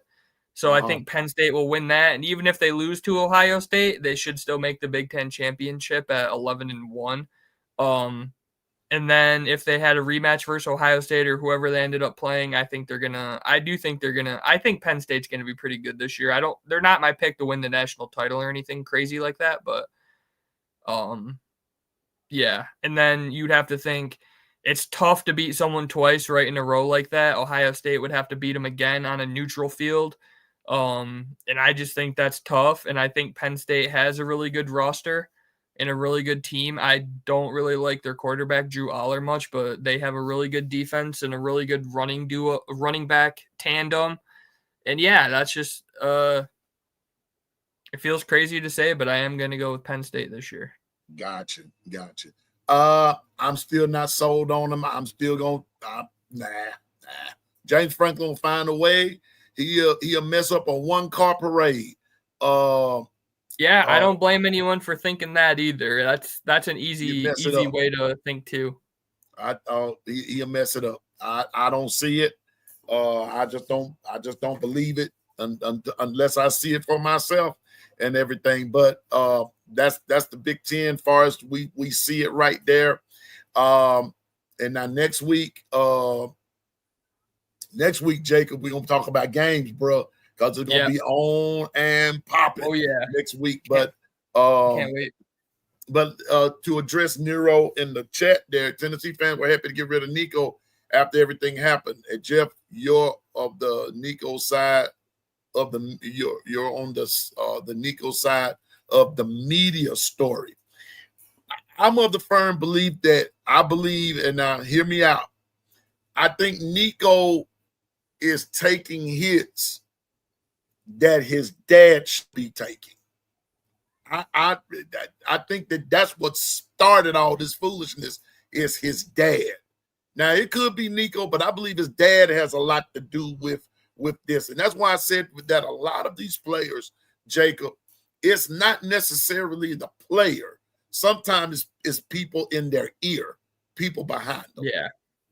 I didn't really follow all that super closely, but I obviously did hear about it, and I guess his dad wanted him to take more money because he was providing for his whole family, I guess. I don't really understand or know, but he really screwed himself over by doing that, and I think he's gonna regret it. was an example for the rest of college football now, and kids are going to know, hey, if I mess around, I could end up like him. And I mean, he went from Tennessee, who made the playoffs and is obviously a pretty relevant team in the SEC. He went from that to a bottom feeder in the Big Ten that no one even watches or no one even really cares about. UCLA, I mean, they're going to be horrible. He just set his whole career back, and he ended up with less money. Yeah. When you look at the taxes from California to Tennessee, God. the tax, how much more money he has to pay in taxes. I mean, he went to a worse school and he took less money. Yeah. And it just was an example of just being greedy, just biting someone. So I think Jacob, future kids are going to learn from this. And it's not like at this point that Nico is this household name. Right. Right. He's not. I'm sorry, but he's not this household name. He wasn't good enough. No leadership was a big disappointment. Nico wasn't good enough to just be demanding all that money. If he was coming off a Heisman Trophy or something, and he probably could have held Tennessee pretty much hostage, and they probably pretty much would have done anything. If he would have been coming off a Heisman Trophy or something, they would have figured out a way to pay him. But his production on the field didn't match what he was demanding. So I understand why they let him walk. And like I said, it's going to be a lesson to all future kids that be careful what you wish for and be careful what you do, because Nico pretty much got sent to the abyss in UCLA and no one's even going to think about him anymore. Yeah. And I mean, Tennessee was, and I'm no Tennessee fan by any stretch of the imagination, but in my opinion, they were right for letting him go. Get that off your team. I totally agree with you too. They did the right thing. It's more just that kid really screwed up his own life. And just because your life is jacked up, don't jack up everybody else's life because you're trying to hold them hostage and you're not even worth what you're asking for. You're not even worth that. Can we just talk about for a brief moment how insane and how greedy some of these people are? I saw a report that came out. When this whole story was happening in the spring or whatever. And I'm pretty sure it said, I could be wrong on this, but I'm pretty sure it said that he was making like $52,000 a week. $52,000 a week direct deposited into your bank account. And that is not enough for you. And you are a college quarterback and your production really wasn't all that great. I mean, you weren't a Heisman caliber quarterback. You weren't even really one of the best quarterbacks in the SEC. And you're making $52,000 a week and you're going to say that's not enough. I mean, that is just crazy. I mean, I couldn't believe what he did. And now, like we said, he's making way less money and he's at a way worse school. So, I mean, it's just crazy. You went from the top of the mountain to the bottom of the sea, if you will. Because, exactly. Because, I mean, okay, in the chat, I need somebody to tell me $52,000 a week. Okay, $52,000 a week. How much is that a day? Let come on. That's like $7,000 a day. A day. Tell me in the chat, is $7,000 a day good enough for you? It's good enough for me. It's crazy that he even had the audacity. And like we were saying, the thing is, with the way he was playing and the way his production was, he should have felt like that was like a steal. He was stealing money from Tennessee. Yeah. Like, he was stealing money from Tennessee. He should have just been so thankful thanking them that they're even, because the way Tennessee took a chance on Nico out of high school. Do you remember how that whole thing went down? He was one of the first players that they paid out of high school. They took a chance on him, and they were loyal to him, and they gave him that big, huge contract before he even played because they believed in him, and they took a chance on him, and they were giving him all that money, and he just really screwed them over. and it just is crazy. Yeah, like anyone in the chat, does anyone think that $52,000 a week isn't enough money? I mean, it's just crazy. Man, I almost cuss right there. 52 grand a week. Yeah, and he thought that wasn't enough, and he was trying to negotiate for more. 8 times 5 is 8 times 7. Shoot, 9 times 52. Yeah, I'm gonna pull out my calculator. I'm gonna pull out my calculator real quick and 9. That's 2 times 7 is 7. Okay, so you looking at what? Almost like 9 times 52. 9 times $8,000. $52,000 a week, and there's 52 weeks in a year, right? Yeah. That's $2.7 million a year. So he was making about $2.7 million per year. And I mean, he just thought it wasn't enough. I mean, it's just crazy, man. Dwight said that's not enough. Oh, shoot, it is for me. I would say, man. It's and then you going to California, and Jacob, what you said, I didn't mean to cut you off there. No, but let me tell you something, bro. Like what you said, and this is the part where people are shunning the West Coast as far as these deals go, is because of tax laws are different out there, and you not gonna get paid. I saw this, like I said, I'm not like no crazy tax law guy or whatever, but I just remember learning and seeing this stuff when this was all happening. I think they said in California, where he goes at UCLA or whatever, he's going to have to pay about 40-50% of his money. So compared to Tennessee, and I guess Tennessee had like some really good tax laws, it wasn't really that bad. But yeah, so he lost so much money.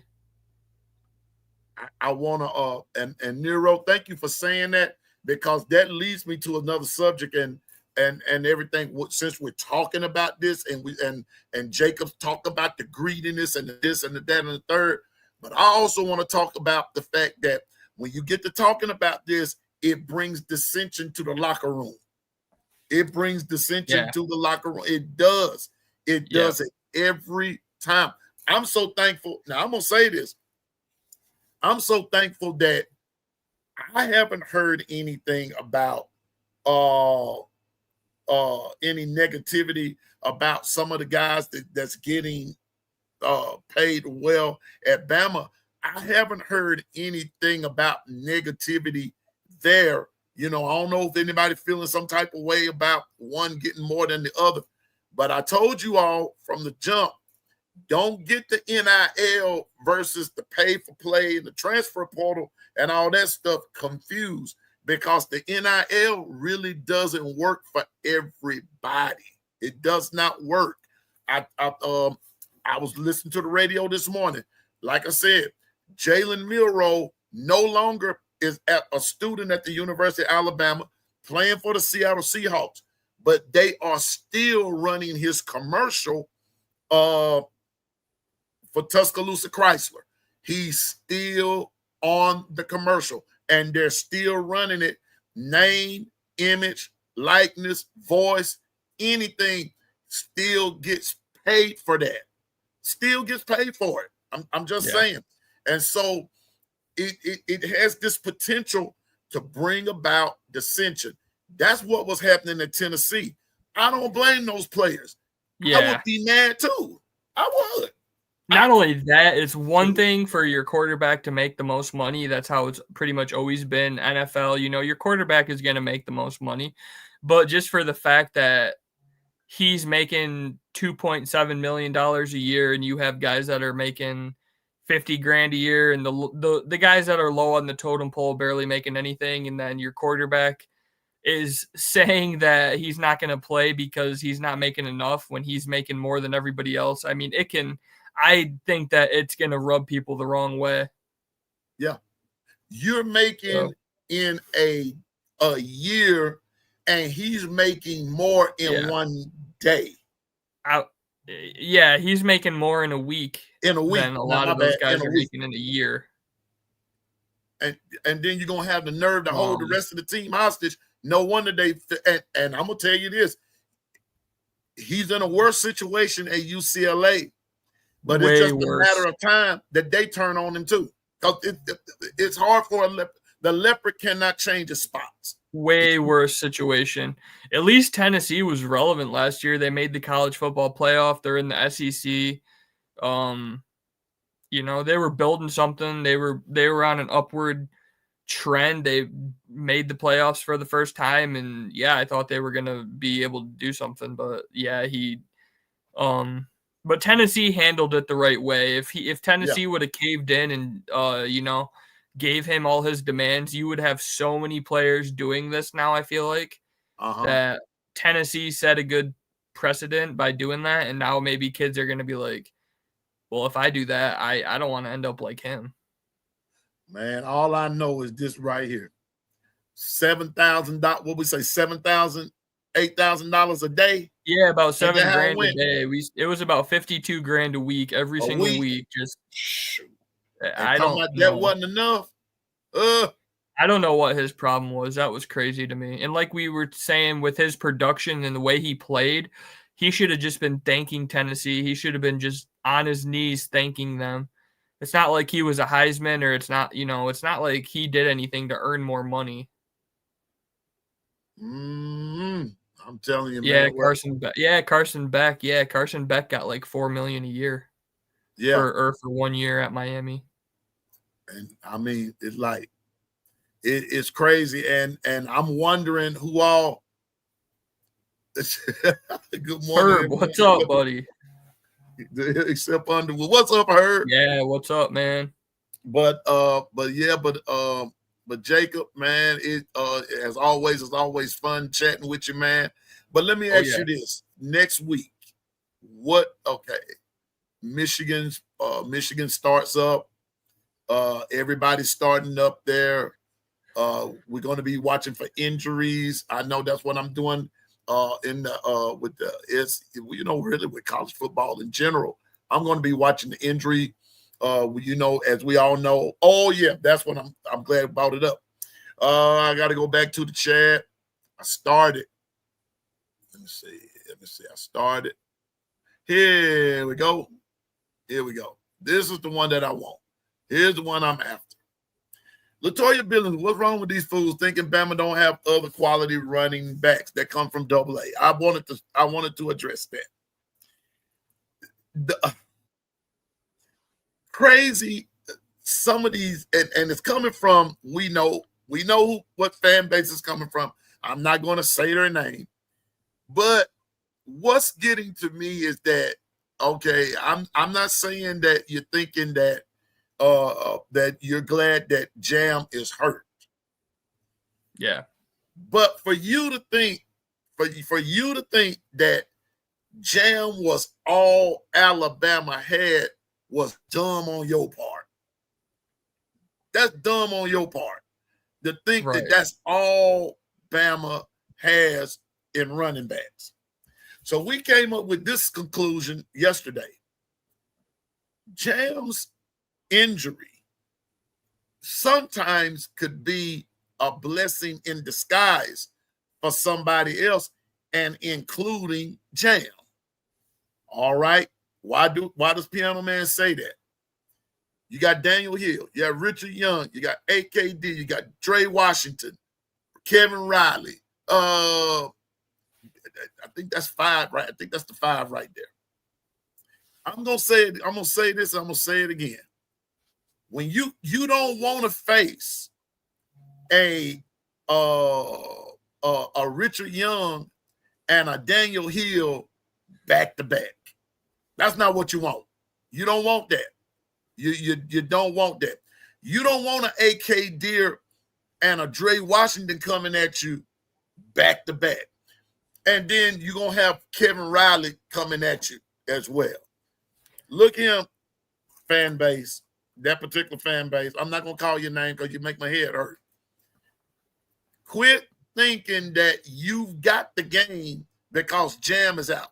We know he will routed you to oblivion for 2 years in a row. We know that.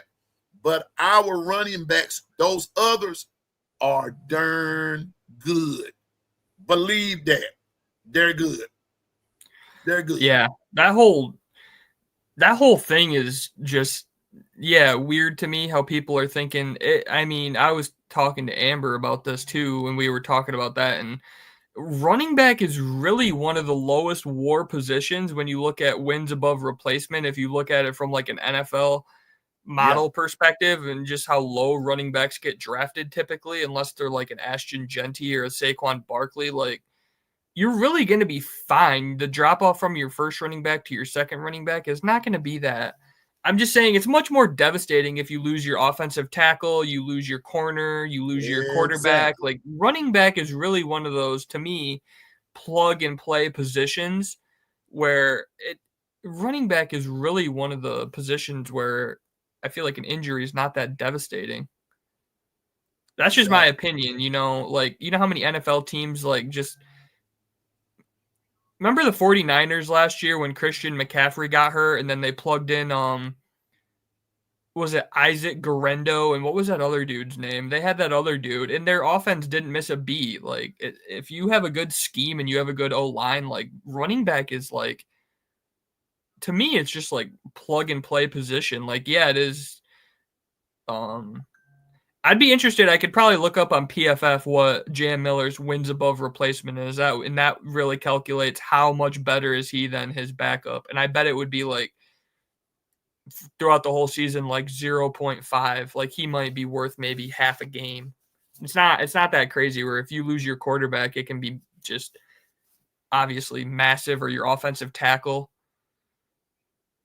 I don't know, Amber. I wouldn't say it'd be devastating. Got too many other good running backs behind him. Those cats can smoke now. I'm just saying, we're just used to jam. We're used to jam. I think that's what the whole deal is that you're used to jam. But sometimes crap happens, and it's going to have to be. And I don't mean this in no disrespectful way, but sometimes it's just going to have to be next man up. That was my only thing, what I was trying to say. If there is a position where you can sustain an injury and you can handle an injury, I think running back is one of those positions more so than, imagine if it was your starting quarterback or your starting left tackle or something. I mean, that's way worse. Running back is, you'll be all right. If you have, running back, you'll be fine. Oh, Big Dog Got to Eat made an interesting comment. Savion Hyder just started his commitment. For those of you guys that don't follow recruiting, I know some of you guys don't, some of you guys do. My team, Michigan, and his team, Tennessee, are battling right now for the number one running back in the country, Savion Hyder, and he's about to commit right now in about 10 to 15 minutes. So so Big Dog Got to Eat and me are kind of in a little battle right now. Number one halfback comes to us, and he's the number one running back in the country. Him and that dude that you guys have, I think, are 1 and 2. I forgot the name of the guy committed to Alabama. I think it's like Crowell or something. Yeah. But yeah. So that's going to be interesting to see. Amber said Jam has stated so many times that he came back for the Natty. Yeah. And he'll be back by Georgia, Amber. I think he'll be back by the time you guys play Georgia. The first 3 games of the season shouldn't be much of a test anyways, in my opinion. So he came back. He'll get a chance to play. And I'm going to be honest with you. I'm going to say this. If he comes back for Georgia, fine. If he don't, still fine. I think Bama still beats him. I've been saying that, like I said, I told her, I said running back, you guys will be fine. That's like the one position I feel like where you can sustain a loss. Michigan fans, Tennessee fans, which fan base is more toxic? I'll let Piano Man answer that because he's unbiased. Both of you toxic. Both of you toxic. I saw this funny poll on X, and it said Ohio State had the most toxic fan base, but then it said Michigan was creeping up. Michigan has been, with the whole NCAA thing and everything, Michigan's just been like, we're trying to catch Ohio State. I'm gonna tell you like this. I'm gonna have to go with Coach Sean on just my humble opinion. if I have to choose between the two as being the most toxic, I hate to say this, Nero and Big Dog, Tennessee is toxic. Tennessee is toxic. I don't really have much experience with Tennessee. The only thing I remember about Tennessee, last year when Tennessee played Ohio State in the playoffs and they had that whole month before the game, they were talking so crazy. And then they were saying how they were going to take over Ohio State Stadium. And it was just crazy. Tennessee does have a really rabid fan base on Twitter. Tennessee crazy, man. They're crazy. Michigan is not even in the same league when it comes to Tennessee fans. No way. I think Ohio State's worse than Tennessee. I don't know, man. Tennessee comes up with some crazy stuff. Now, I'm gonna say this now. I'm gonna have to give Tennessee some credit. They got some good food up there. I ain't gonna lie to you. I have been Tennessee got some good food up there, but their fans are crazy. I'm telling you, Tennessee is toxic, man. It's toxic. Whoa. Chad is hilarious right now. Amber said Tennessee is toxic, and then Stephen Hicks says Tennessee is low down, dirty, and some snitches. Chat is just actually being funny right now. What's up, Amber said, I battled with Tennessee fans for a week in 2022 when they beat us. Oh, yeah, they tore down the goalpost. They were humble this year, probably because you guys weren't as good this year. 2022, you guys were good. You had Bryce Young. I mean, I disagree. I live in Indiana. I can travel to both states. Ohio State, the worst. Okay, I hear you, Icebox. Yeah, that's a good question. That would be a good for another show or whatever when we have time in the off season. I just may do that later on this week. So yeah, I was gonna say obviously right now we're ramping up into the season, but for a funny off season topic, that would be funny. Yeah, like what team has the most toxic fan base? Well, you know what? Now Amber says, I don't know, Piano Man. Michigan fans are an unprecedented level of delusion. You got delusion all over the place. Cause let me tell you what. I'm gonna run this one tomorrow. I hope I say, okay, I remember their name. If Jacob, if you get on Amber, if you get on Susan, you stole my thunder. Jacob, if we're on Twitter today, man, go under Auburn Anonymous. Auburn Anonymous. I just remembered it. Auburn Anonymous. And I'll check it right out. there. They sat there and give this prediction, if you will, of what Alabama is gonna do. I sat there and listened to them like, you must be out your mind, man. I saw that. I think Amber sent me that. It was the post that said Alabama wasn't even going to be in the top 5 of the SEC. Something these two guys. She sent that, and we were all just like, "These guys are." Do they really believe that, or are they just like nuts, or what? They're nuts. They're nuts. They're nuts. Yeah, I mean, they are. They are some nutty. They are some nutty people. They're nuts. They a bunch of cursed nuts. That's what. You know what, Jermaine in the chat just made the best, I think, comment that I've seen so far in chat.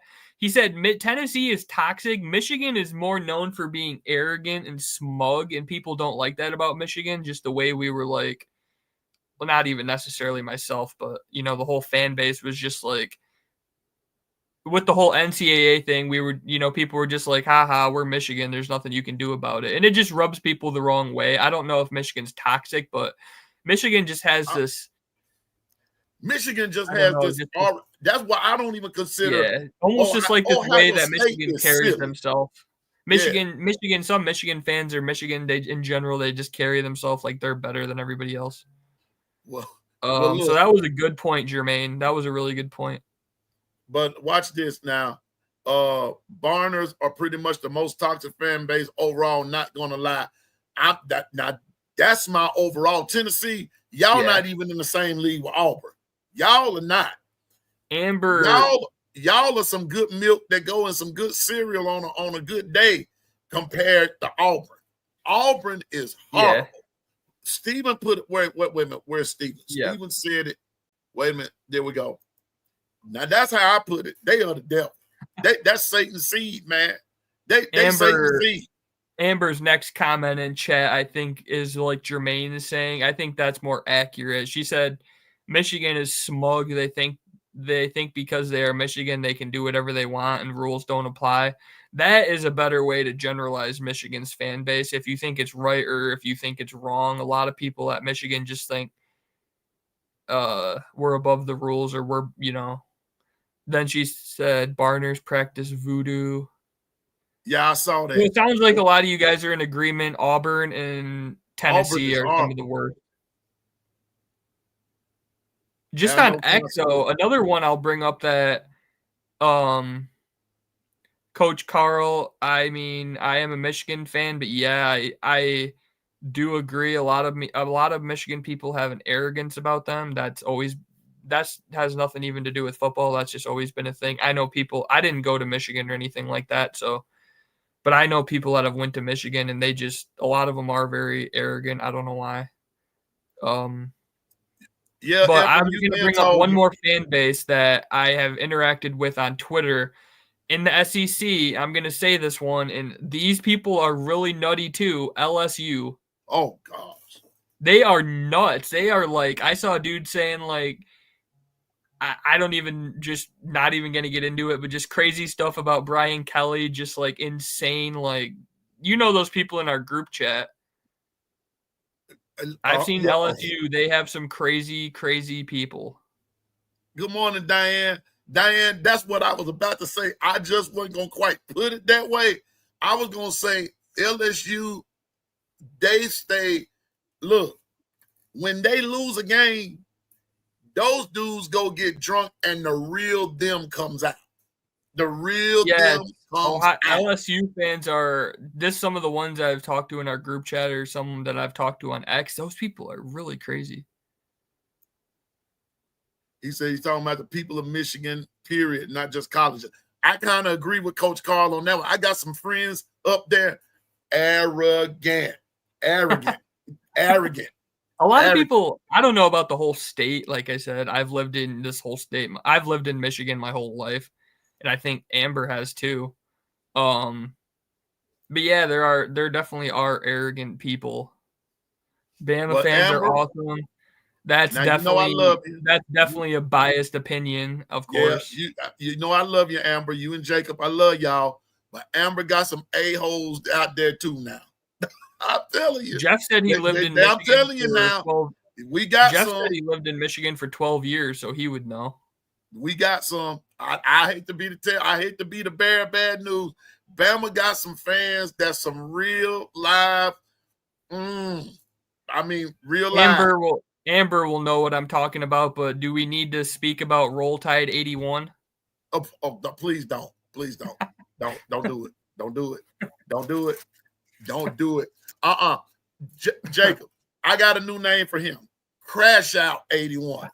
Crash Out. And what's so crazy, I'm about to say this, but Jacob, you gonna know. Over half the folks some of the folks in the chat know who Roll Tide 81 is.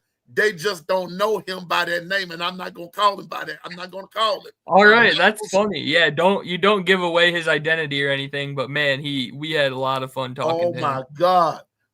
Amber said Auburn claims 9 national. How many national championships does Auburn really have? I don't follow Auburn. Oh shoot, that's on that's that voodoo talking. How many do they have? I have no idea.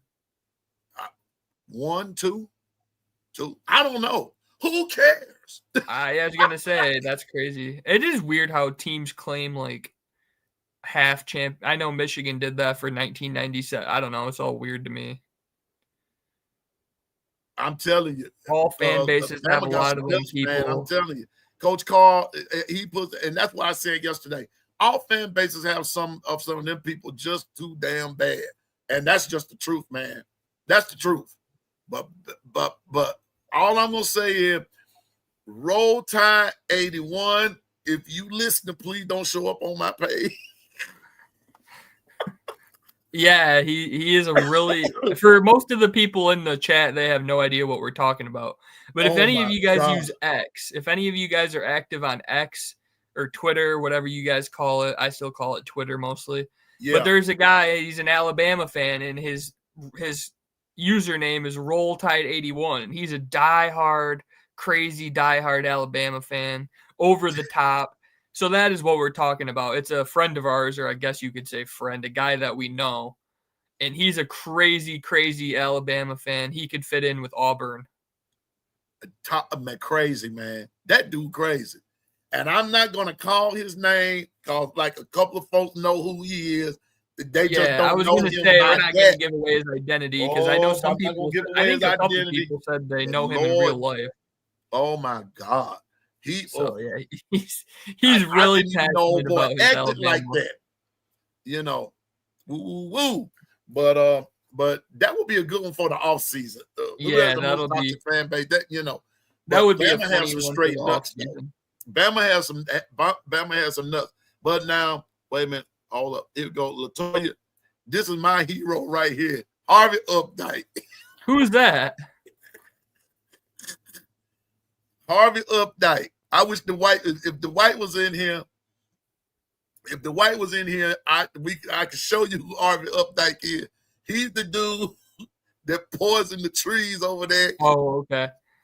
Are you by chance in any of those Alabama only group chats or whatever? I don't know, but I got out of Amber was telling me that last year when you guys were losing to Vanderbilt and people were just absolutely freaking out, crashing out, just oh yeah. You guys do have some crazy fans. I do know that. I got out of them because the things that were said, some of the things that were said, I'm going to say it because this is my show. I can say it. I got accused of race baiting. I really did. I got accused of race baiting because I don't like the way. And I said I wasn't going to bring this up, but I'm gonna say this one time and I'm done with it. I don't like the way that Jalen Milroe was treated.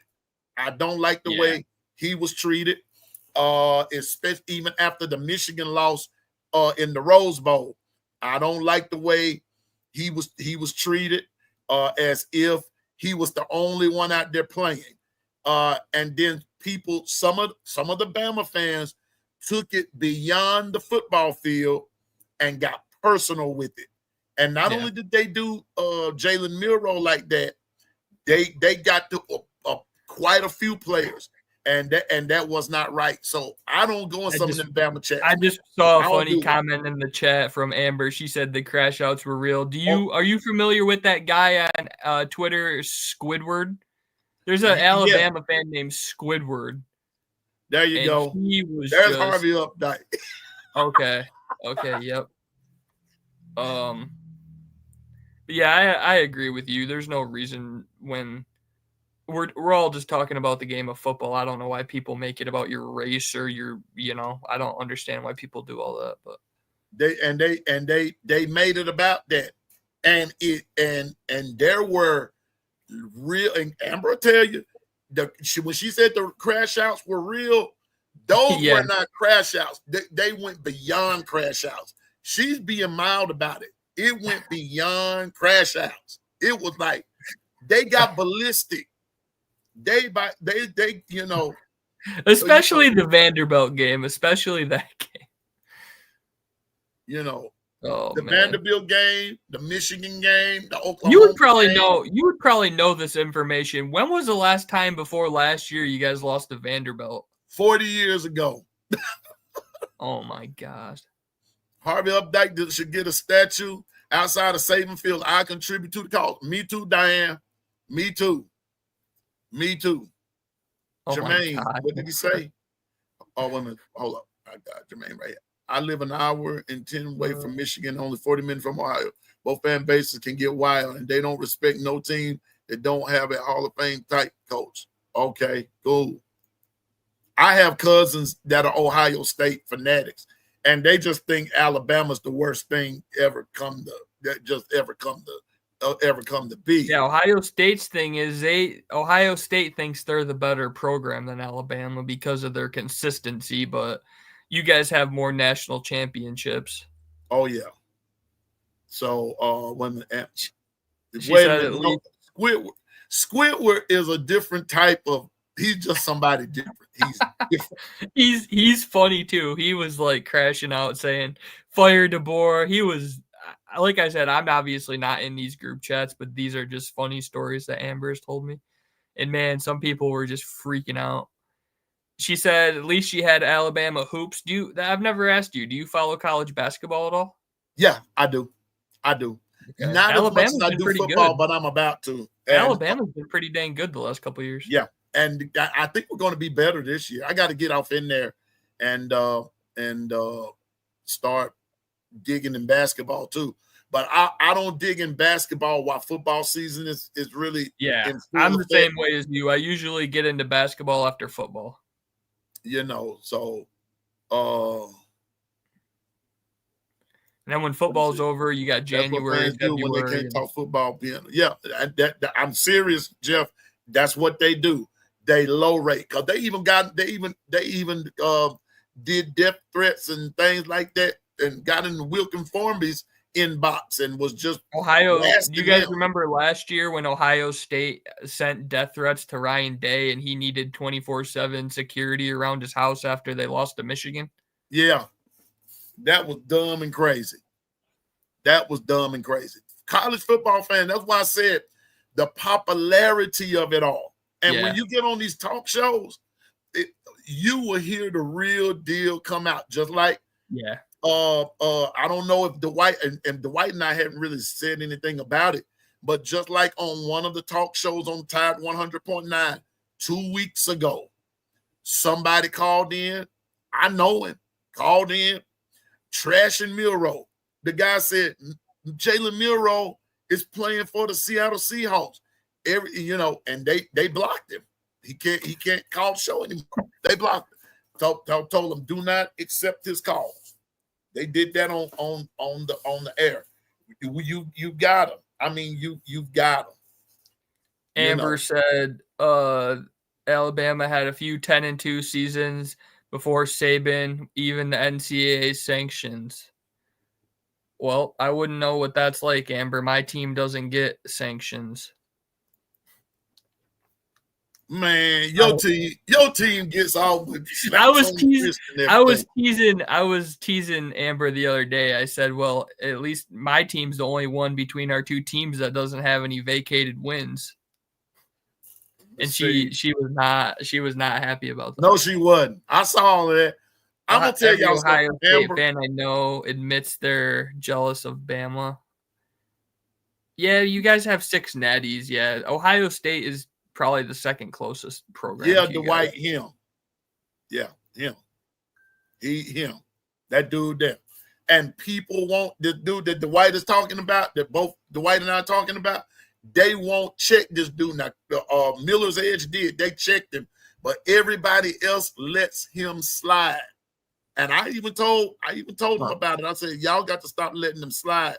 I said, because he comes across as a racist. This dude comes across, and that's why I said that it makes it hard for a lot of people to even dig Alabama, because you've got these few nuts out there. It's really just every fan base has crazy people. It's just more what we're talking about is certain fan bases like Auburn or Ohio State. You could say Michigan. You could say whatever. Certain fan bases just seem to have a lot more of those people than others.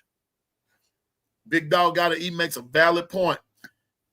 And we did have a good year in basketball, but because football fell off, nobody talked about the good year that you had in basketball. You guys won the Natty in basketball with Florida, and you guys had Auburn in the Final Four. You guys had Bama in the Elite Eight. You guys had didn't Tennessee make the Elite Eight? You guys Tennessee were good. made it too. Was up there. So Florida, Tennessee, Kentucky, Auburn, Bama. You guys made the Elite Eight, right?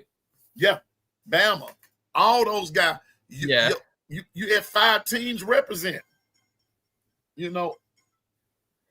Yeah, Amber makes a good point. LSU and Ohio State are the only teams with 3 natties since 2000, and then Bama has 6. So no one's really that close to you guys, to be honest.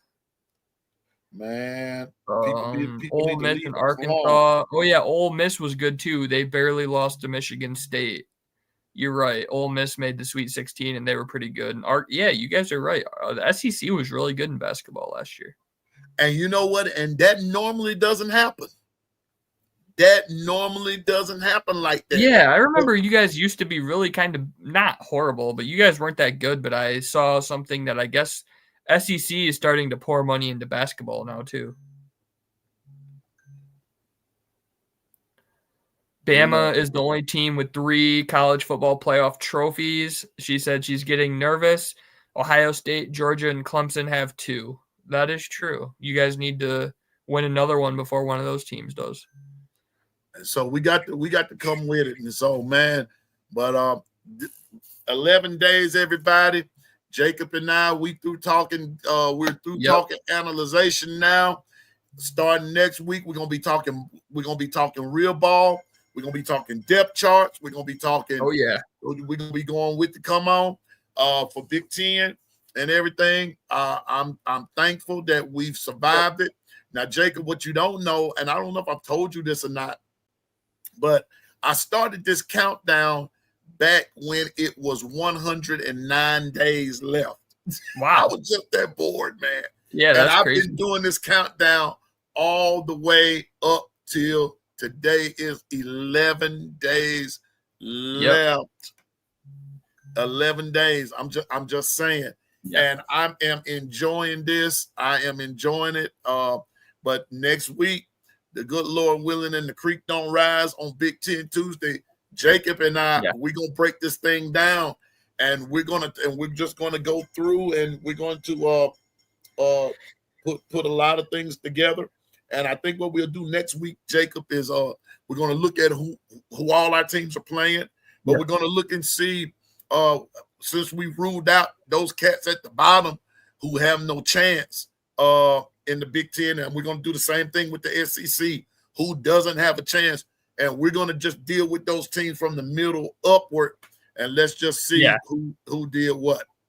Yeah, so next time I talk to you on Tuesday, Michigan will have their starting quarterback named, and we'll have a few games from this coming Saturday that we can recap and talk about. So yeah, it'll be good. We'll have a lot to talk about, and then we're going to be right in game week for all our teams, and there's going to be a lot of excitement and buzz, and man, we're really getting close.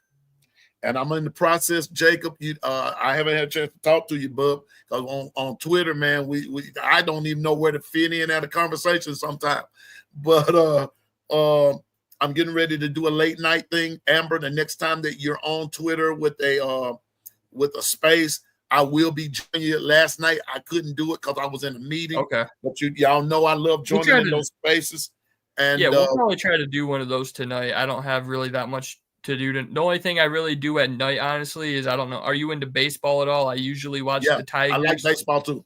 Yeah, I usually watch the Tigers every night, and besides that, I usually don't do that much at night. So probably try to do one of those tonight, see what Amber's up to and all that. And yeah, but if you do a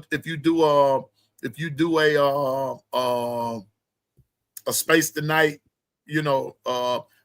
tonight B Sharp is going to be on tonight with his channel, and tonight Clint Lamb is going to be on there, which is an Alabama insider.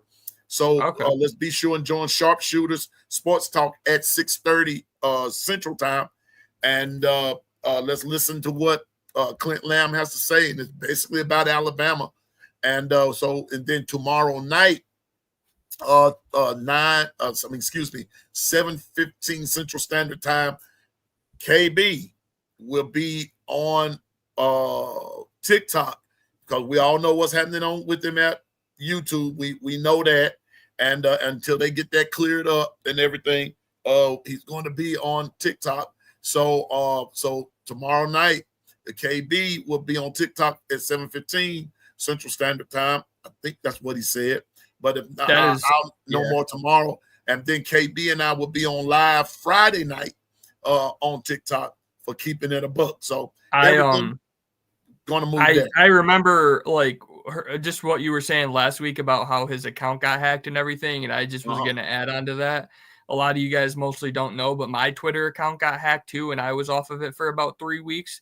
So yeah, everyone just be like so careful with anything you click on or anything that if you see like a link and you're not sure about it, just don't even click it. It's not worth it. These hackers are so phenomenal nowadays.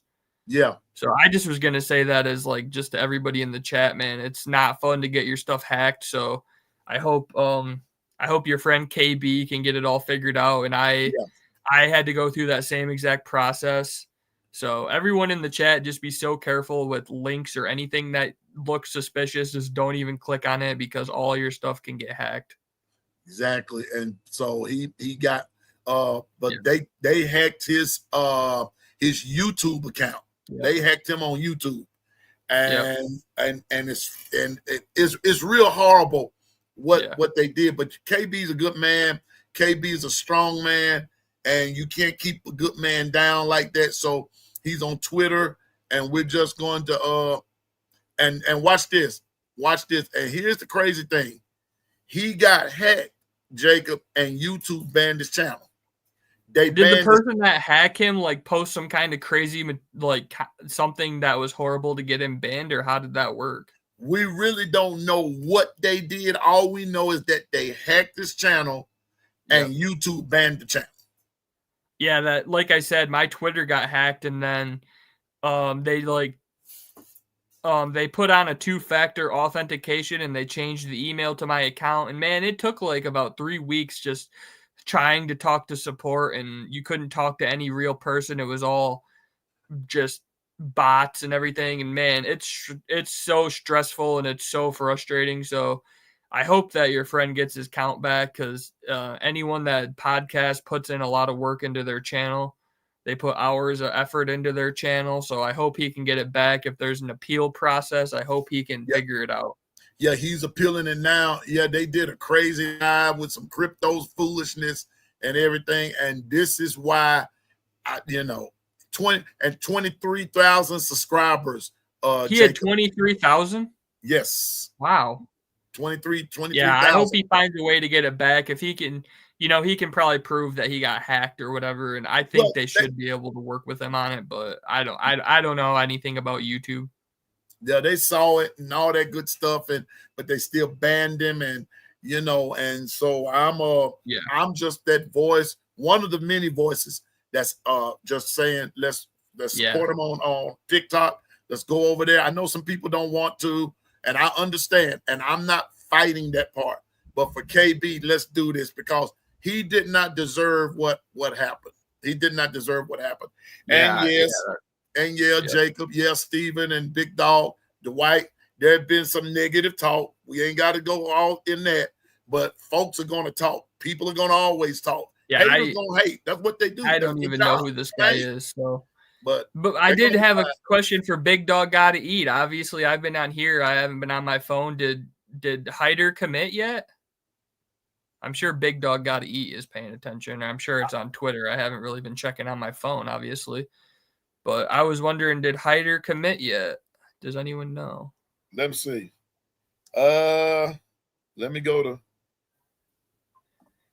I normally check Hayes Fawcett.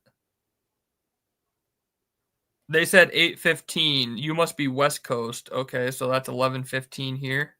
Yeah, well, he didn't commit yet. He didn't commit anywhere yet. Not yet. It's just 8 after. Yeah, I guess Big Dog Gotta Eat must be living on the West Coast. I thought he lived in Tennessee or something. Yeah, he's Big Dog Gotta Eat is in Arizona. Okay. Latoya said he did commit. Latoya, what information do you have? That's why this chat is always so helpful. Everybody knows something.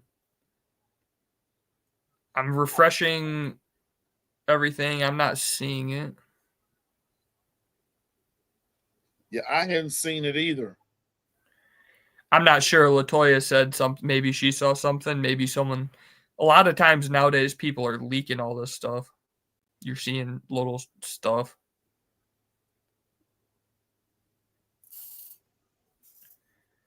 I saw one other interesting thing before, just an interesting little thing I saw before we wrap up or whatever. Did you see that Auburn's head coach said that there's a chance they might play 3 quarterbacks in one game? I saw that foolishness.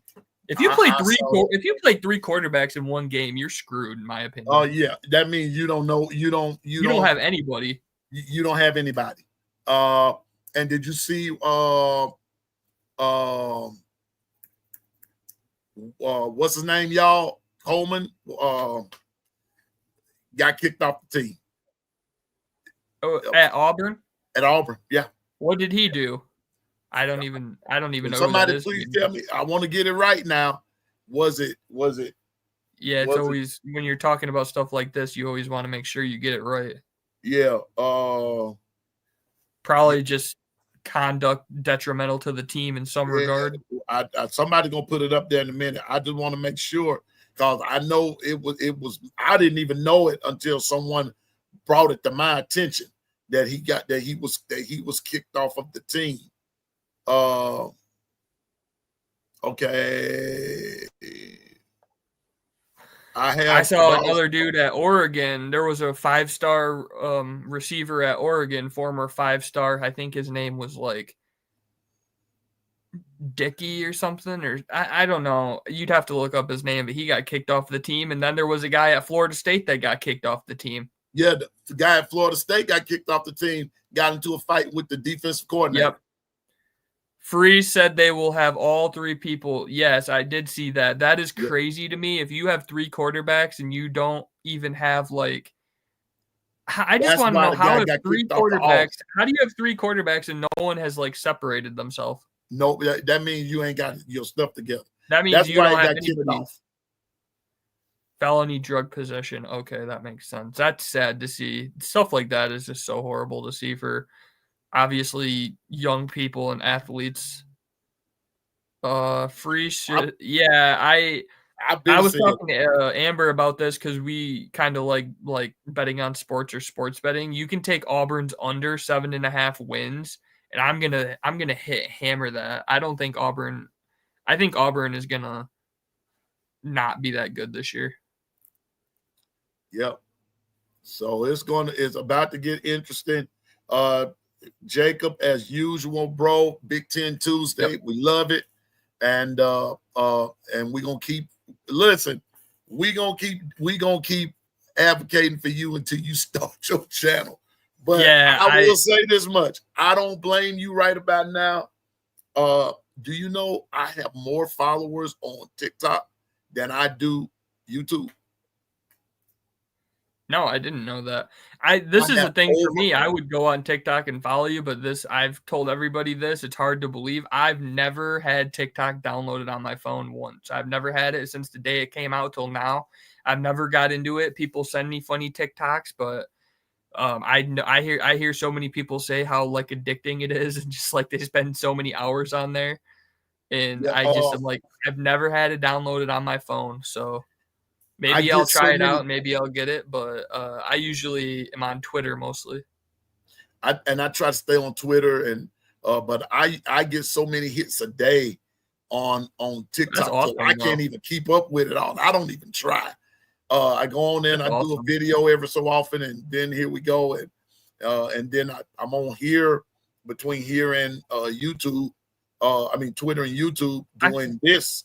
And everything. I forgot the guy's name. You'd probably know the guy's name, but there's a guy that makes awesome Alabama TikTok videos. Man, he has a lot of He has a lot of following on TikTok. I'm not sure what his name is, but he's made some really awesome, funny. Are you talking about Ellerby? It might be him. I'm not sure. But yeah, he makes some really good, funny Alabama TikTok videos. Ellerby's in the chat with us. Jacob. Is it him? Yeah, that's him. Okay, it's probably him. Well, yeah, your content's really funny. I've seen a lot of your TikToks. I like to do some crazy stuff, imitating people, but mostly I just try to get out there. And now that we're getting closer to football season, I'm getting ready to do a pretty high volume of shorts on TikTok. and you know, I'm gonna try to get something done over on YouTube as well. But I'm just having fun doing it. You know, I'm not in any competition with anybody, you know, so I'm just not now. I know one thing I saw a lot of people do on YouTube. I don't know if it's what you want to do exactly, but you could do like right after Bama plays a game, you could do like a live reaction show. Yeah. Oh, already working on it. Yeah, that would be. I see a lot of people do that, and that gets a lot of. Generates a lot of it generates a lot of interesting. Because right after the game, I'm about to do a late night thing too, Jacob, and now that's gonna be called Night Run. And buddy, but that's gonna be a little different. So nobody really under 21 can come. It's gonna be kind of get crazy, dark. Man. You know, it's gonna kind of get crazy. But still dealing with Alabama football, dealing with sports, dealing with life, just dealing with a lot of different things. So but anyway, Jacob's been fun, bro. He still doesn't have a YouTube, and I can understand why. But when he does, we are going to support you on from the word go, especially from Twitter. You'll be in there from the word go. And I don't know why I can't get any of the guys that's on there with us on Twitter to even come and get in the chat with us. I messaged one guy who was an Ohio State fan that I won't even say his name, but he's a friend of ours that's in our group chat. He likes Ohio State. And I tried to say, like, hey, you want to come on here? And we just talk about the Big Ten. And I think just being on a podcast and a camera just ain't for everybody. Man, before we go, what's up, Dino? Roll Tide. Before we get out of here, I almost got you someone to chat with from Washington, but they wanted me to do something that I can't do. I can't do it. I can't do it. They said, I'll come on your show only if you do me one favor. And I said, what's that? Admit who the real champs are. That would have been funny to have me and him debating each other. And I'm gonna try to find him. And right. but I can't tell a lie, because here's the catch. What if Bama and Washington had a play and Bama beat them? Now, you guys would have beat them. You guys, the Michigan and Bama game was like the real championship. You know, I'm just saying, man. So, yeah. I mean, like, what did the guy want me to say? Washington actually beat Michigan? You can't say that. They didn't vacate the I mean, like, really? So I left that dude alone, man. That's that funny. Delusional that stuff. Funny, though. Like I said, I ain't no Michigan fan by a long shot. But anyway, man. But I'm still looking. I'm still looking and searching, trying to get really make Big Ten Tuesday. You know, where we have some more fans in here. Yeah, we just have to find people, and like I said, I've asked somebody, and I don't know, they weren't really wanting to do it, but I'll keep asking people, and we'll find somebody. I know there's people that like going on podcasts, so we'll find people. And especially once we get into the season and there's more to talk about, it should be pretty easy. Yeah, I probably, but don't roll.